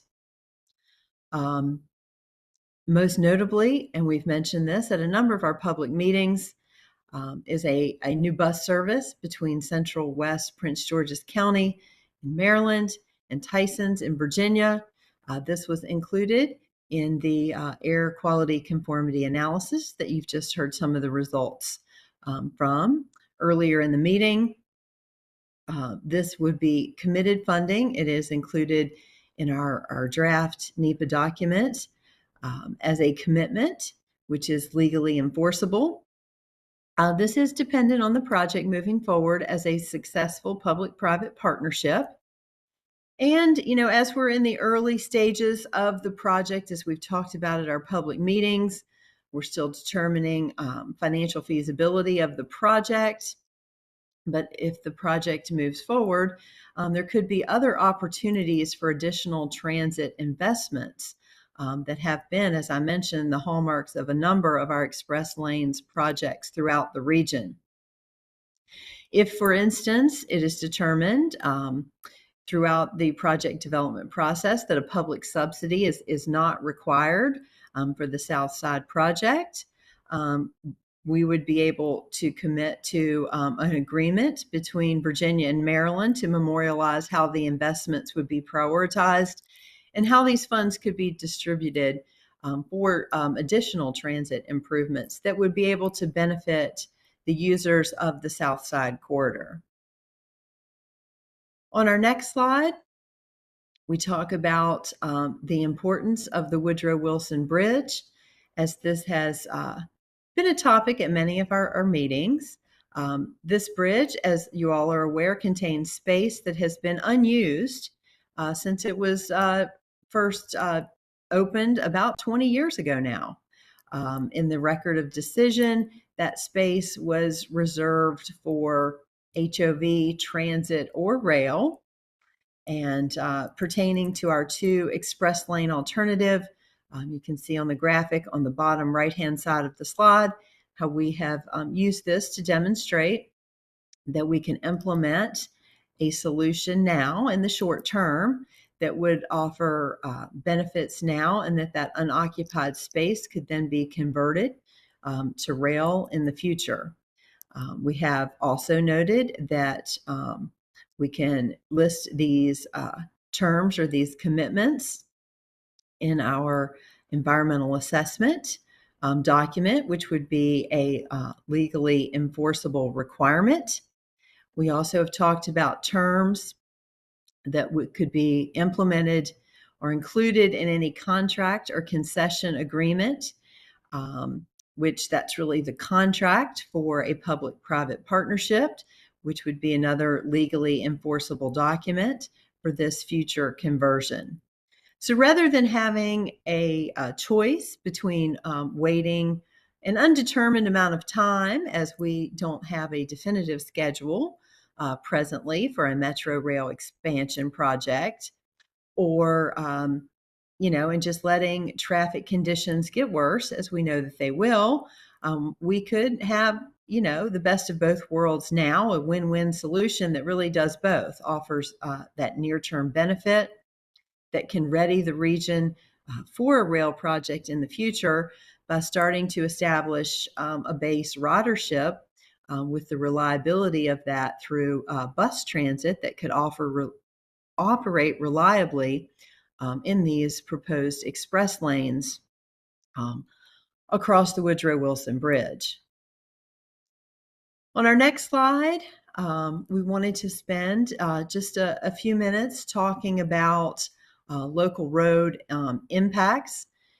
This has been a question that has been conveyed, and we at VDOT agree that impacts on local roads should be minimized, and we have repeatedly stated that a detailed traffic or operational analysis on interstates and their adjacent local roads is required, and that we would be conducting that as is required, and that the operation of those adjacent local roadways, they are required to operate in an acceptable manner.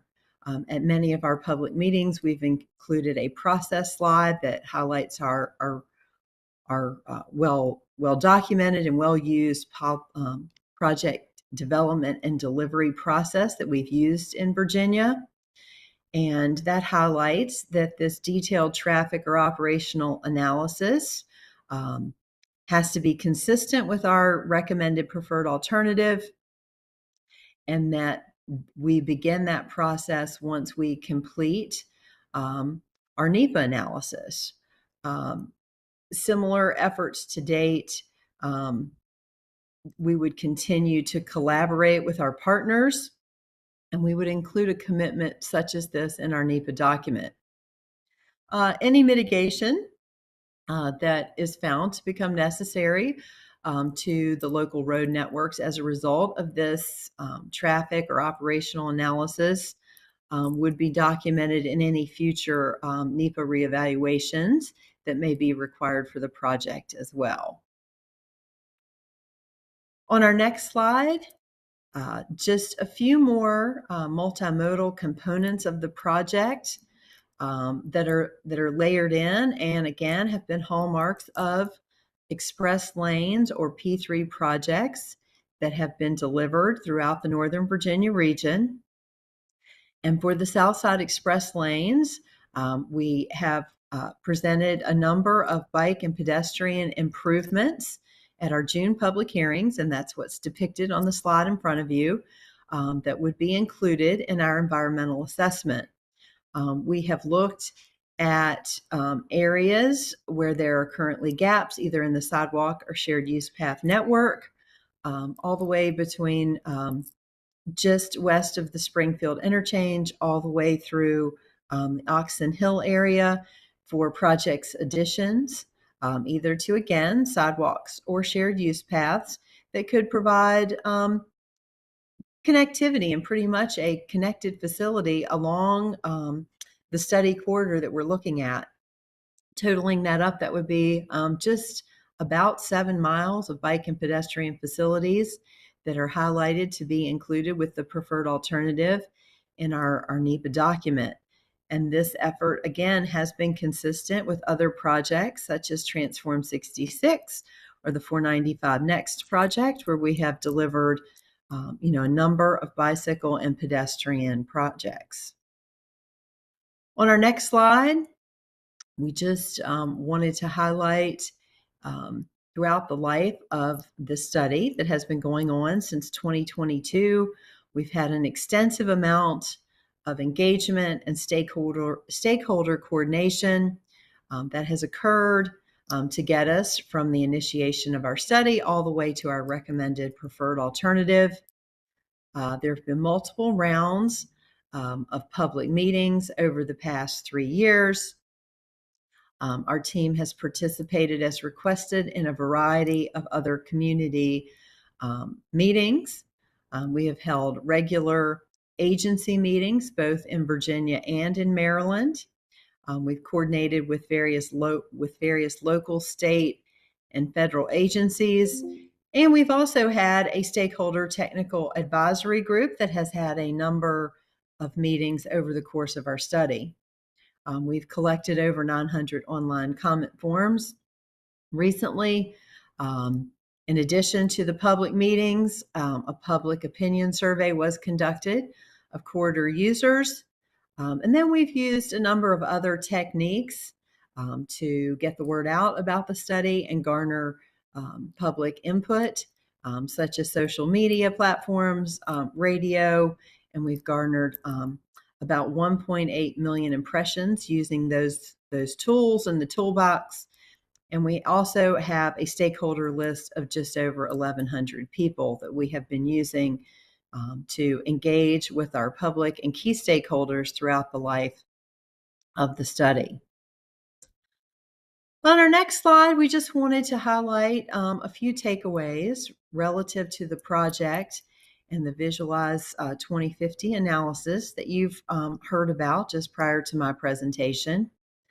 In relation to the air quality conformity analysis, you heard that there's really no impacts to that analysis with the addition of the 495 South Side project.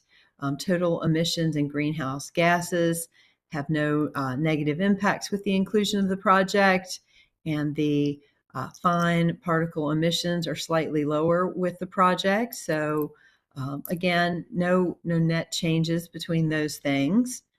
It was touched on just a bit in the presentation before, some differences between the traffic and travel times between how TPB and their modeling and how they take a more regional view, and how the VDOT analysis that we have conducted for our traffic analysis relative to NEPA is conducted at more of the project level.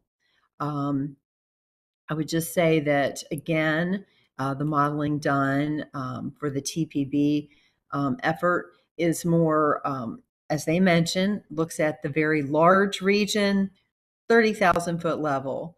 The VDOT modeling that we use is more granular level of modeling for the project level. So on the right-hand side of the graphic that you have before you, you can see that the no build condition, that's without, doing nothing, no project. At the eastern limits of the project, speeds are worse in that no build condition really than what the COG model indicates. Therefore, the addition of our project, that the bottleneck really at the bridge improves so much that the speeds will improve beyond the eastern termini of our project. So there would be, again, substantial benefit, as we talked about earlier from our traffic analysis. There would be some substantial benefit along the corridor with speed, travel time, not just in the express lanes, but in the general purpose lanes and in the through lanes. On our next slide, we'd like to just reiterate why inclusion of the 495 South Side project in Visualize 2050 is critical.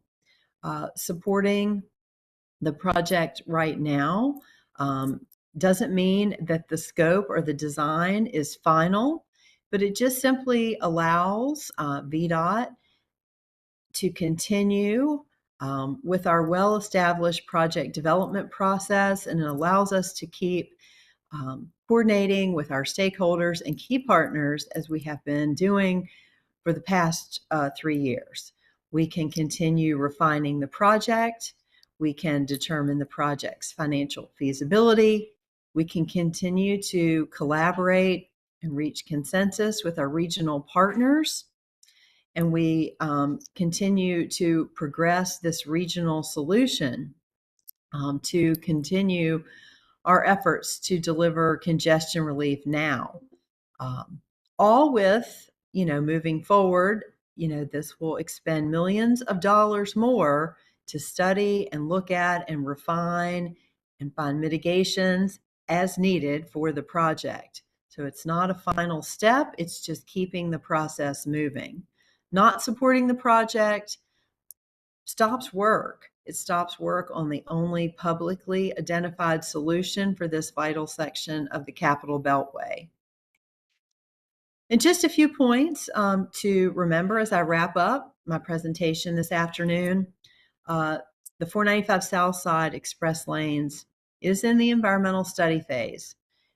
It's a very important phase. It's still an early step in our project development process. We'll continue to study and develop detailed engineering plans, make refinements, make mitigations, and develop, a world-class project to address the transportation challenges that face the South Side corridor.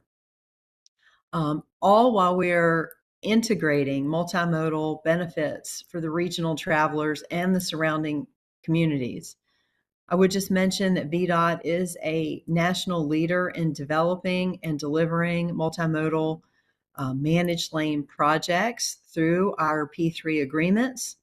We have demonstrated this on our nationally recognized 94-mile network of express lanes in the Northern Virginia region, where we, address current and future travel needs, moving more people faster, more reliably, providing new travel choices, and providing annual transit payments for the region and the surrounding area. Our recommended preferred alternative of 2 express lanes will benefit even more people throughout the region and their local communities. Thank you very much. Okay, thank you, Michelle. We will open it up for questions, and I'm going to do the questions by jurisdiction, starting with Maryland, followed by the district, and then Virginia. So we will start in Maryland. Mr. Harris. My first question is probably for WMATA, but VDOT could answer if you have the information. What is the time frame for WMATA to move forward on a blue line extension? Is there some thought of when that might take place? We do have a WMATA representative, Mark Phillips, I believe. Oh, and Allison is on as well. Can you hear me? We can barely hear you. If you speak up, Allison, we might be able to hear you. All right, I'll get up close and personal to my that's computer. good. Thanks. Yes, we are still working on, what that would look like. So there is nothing definitive for, to meet exactly where VDOT is with this, but we have been talking with them and working with them because it's not just constructing, it is also operating and maintaining a rail line across that bridge that we would want to be aligned with. But WMATA currently has no timeline. There is no plan with a timeline for a blue line extension over the Woodrow Wilson Bridge. That is correct right now. If there were, it would be in the tip. In Visualize 2050. So on that basis, really, the decision to move forward with this is there's no real alternative. It's either this or a no-build alternative. My second, and I'll keep it to 2 questions for time's sake. Has VDOT explored other alternative funding methods for the Southside Express lanes other than toll lanes? The NEPA study we are conducting right now, the purpose and need was to evaluate expansion of express lane network. So that is what we have been studying as part of NEPA. We will, as we move forward with our project development process, we will determine how best to deliver the project, whether that is through a traditional design build or whether that is through a P3 model. And that has been talked about at our public meetings and identified in our project development and delivery slide as part of our process, which is standard for any of these large scale projects. All right, thank you. Okay, anyone else from Maryland in the room? Mr. Corman? Thank you. Also, congratulations. I don't think anybody said that. Thank you. I'm not sure you're going to love your next workplace as much as you appreciate all of us, but good luck to you. A few questions. I'll try to keep it short like Vice Chair Harris. One question for Virginia, some of the stats that were given during the public comment about the decline of carpools and slugging related to Northern Virginia were surprising to me because I think of it as such a success story, and the year started before COVID. So do you have any insight into that? Any comment about what's sort of changed in the Northern Virginia market, which was such a long time success story on carpooling and slugging, and why that seems to have gone down so significantly?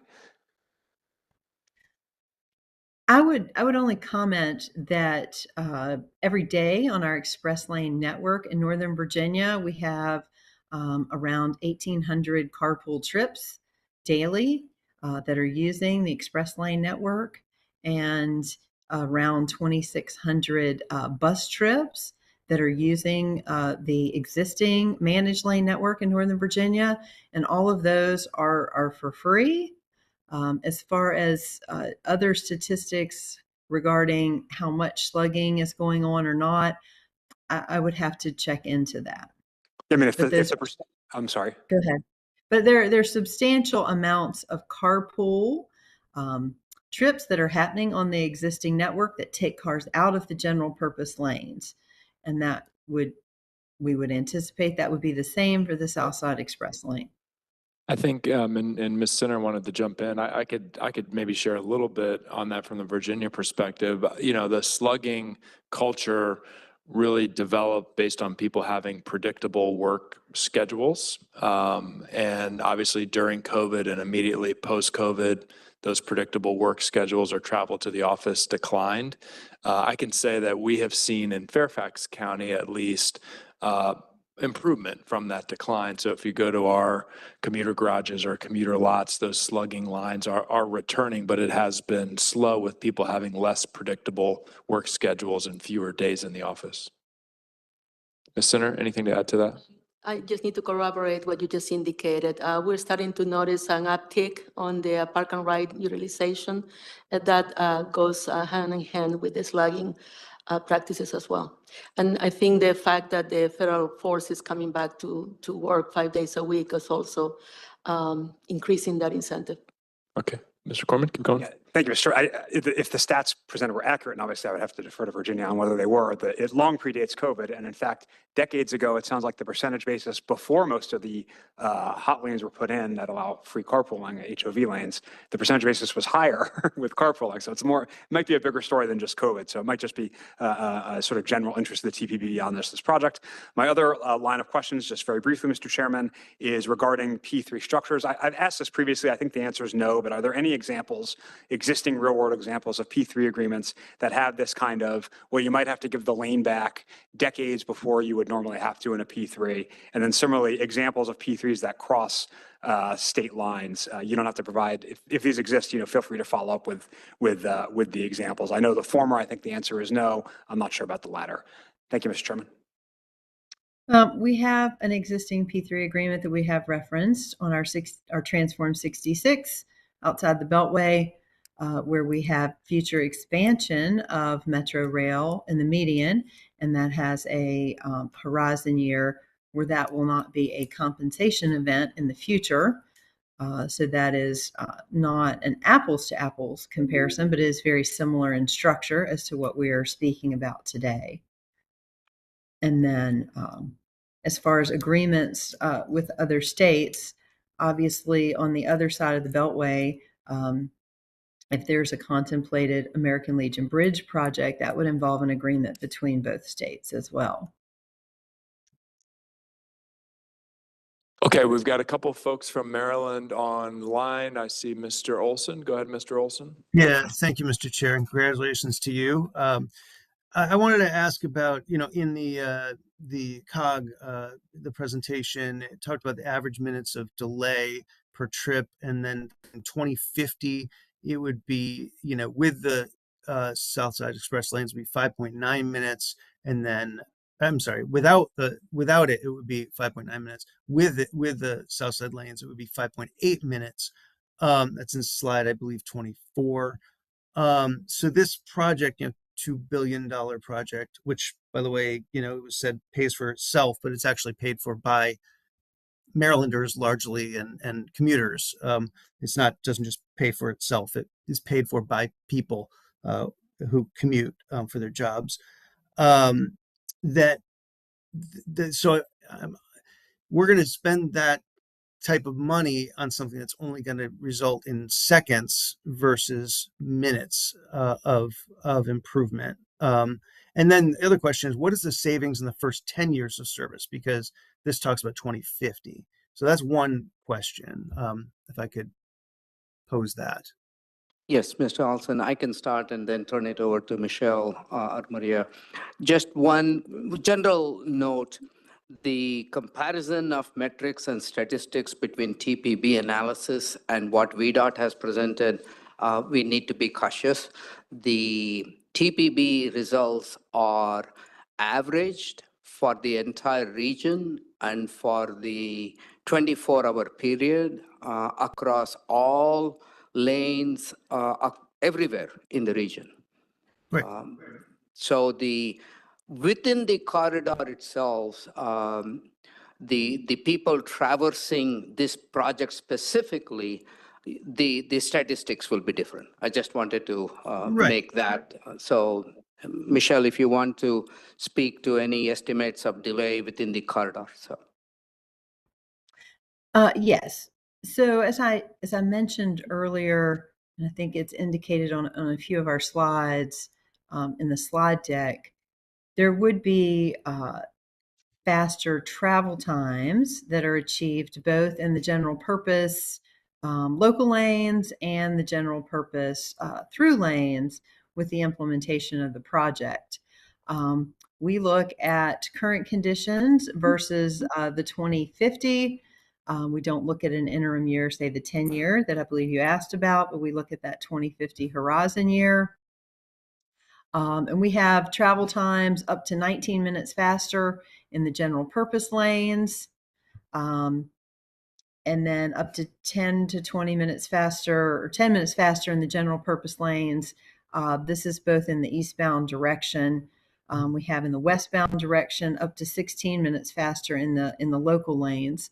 We have some of that information that we can provide from our public hearing slides that had some tables about the breakdown of travel times that are faster than just a few seconds, as you indicated. Yeah, so thank you. But we also don't know how long people are going to be waiting in congestion to get into those lanes, right? So on 210 or on any of the feeder roads to 495 or even on 495 before that point, right? So as presented at some of our public meetings, we have some information about travel time increases and travel speed increases, specifically through the Maryland 210 interchange, that we broke down travel speeds that show increase in travel speed. But as we have mentioned, we do not have at this juncture yet analysis for those local arterial streets. But as I mentioned, that will be done post NEPA, which is next step in our process. And as I mentioned, is a requirement that those have to operate in an acceptable manner, and that if there are mitigations that are needed, we would address those. Right. And I do note on slide 25, I believe it was slide 25, it does in the TPB report presentation, it does acknowledge more congestion on I-495 general purpose lanes near the project area boundaries. So I do believe that is acknowledging that there's more congestion anticipated there beyond the project boundaries. And that is something we really do need more information about this. I mean, I know we're kind of the cart and the horse are kind of in different places, on this.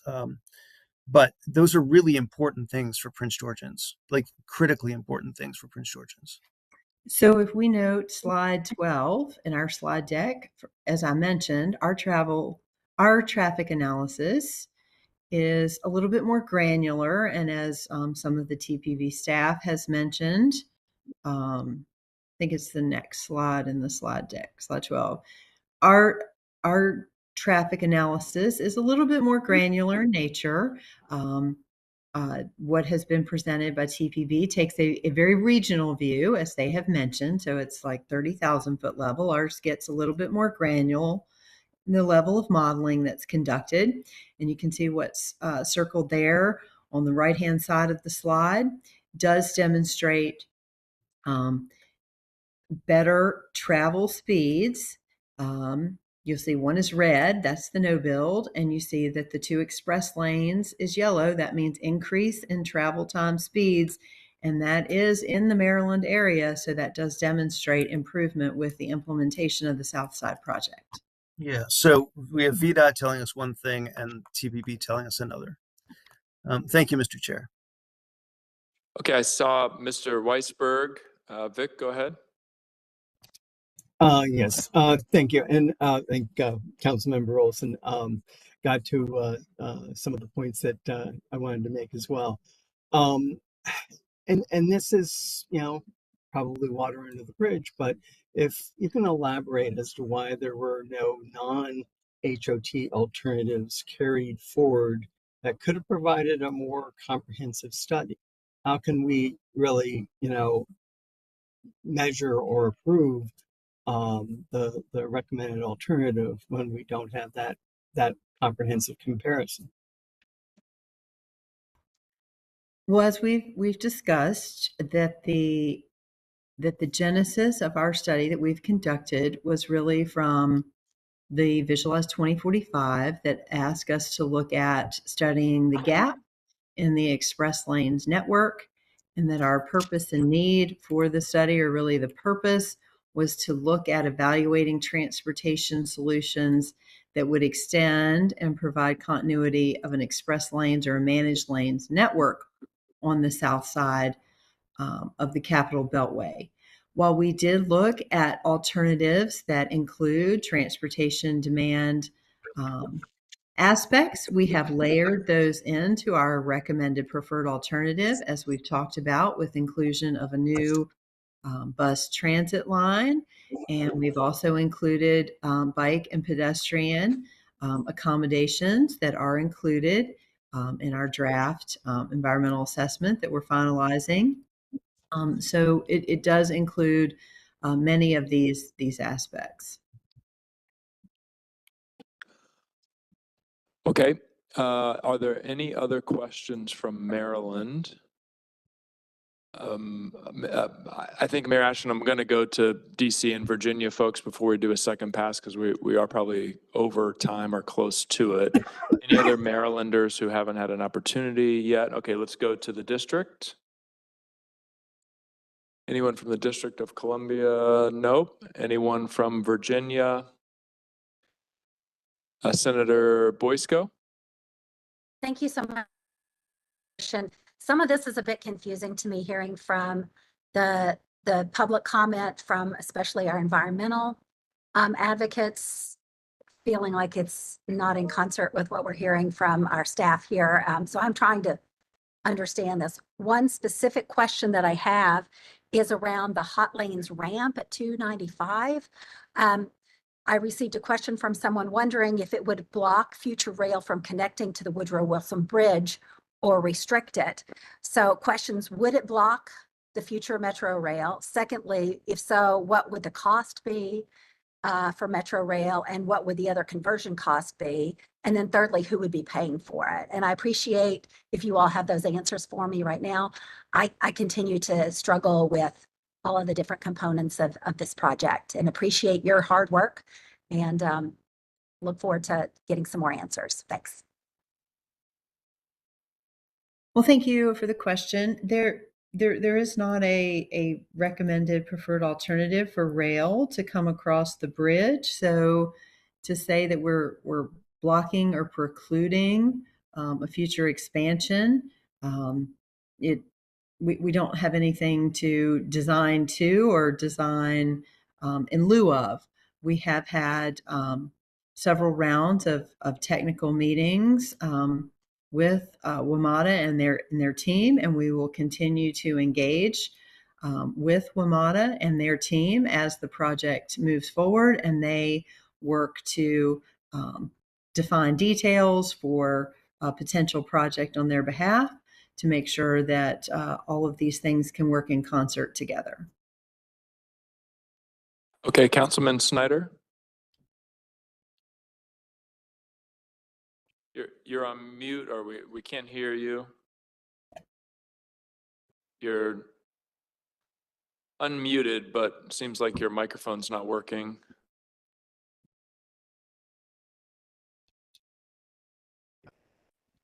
Still can't hear you, unfortunately. Why don't you, if you want to try to type your question into the chat, we'll go. Is there anyone else from Virginia before I go back to Mayor Ashton? And Mr. Snyder can type his question into the chat. Okay, Mayor Ashton. Thank you. Just also want to say thank you, Chair, for your leadership of the TPB.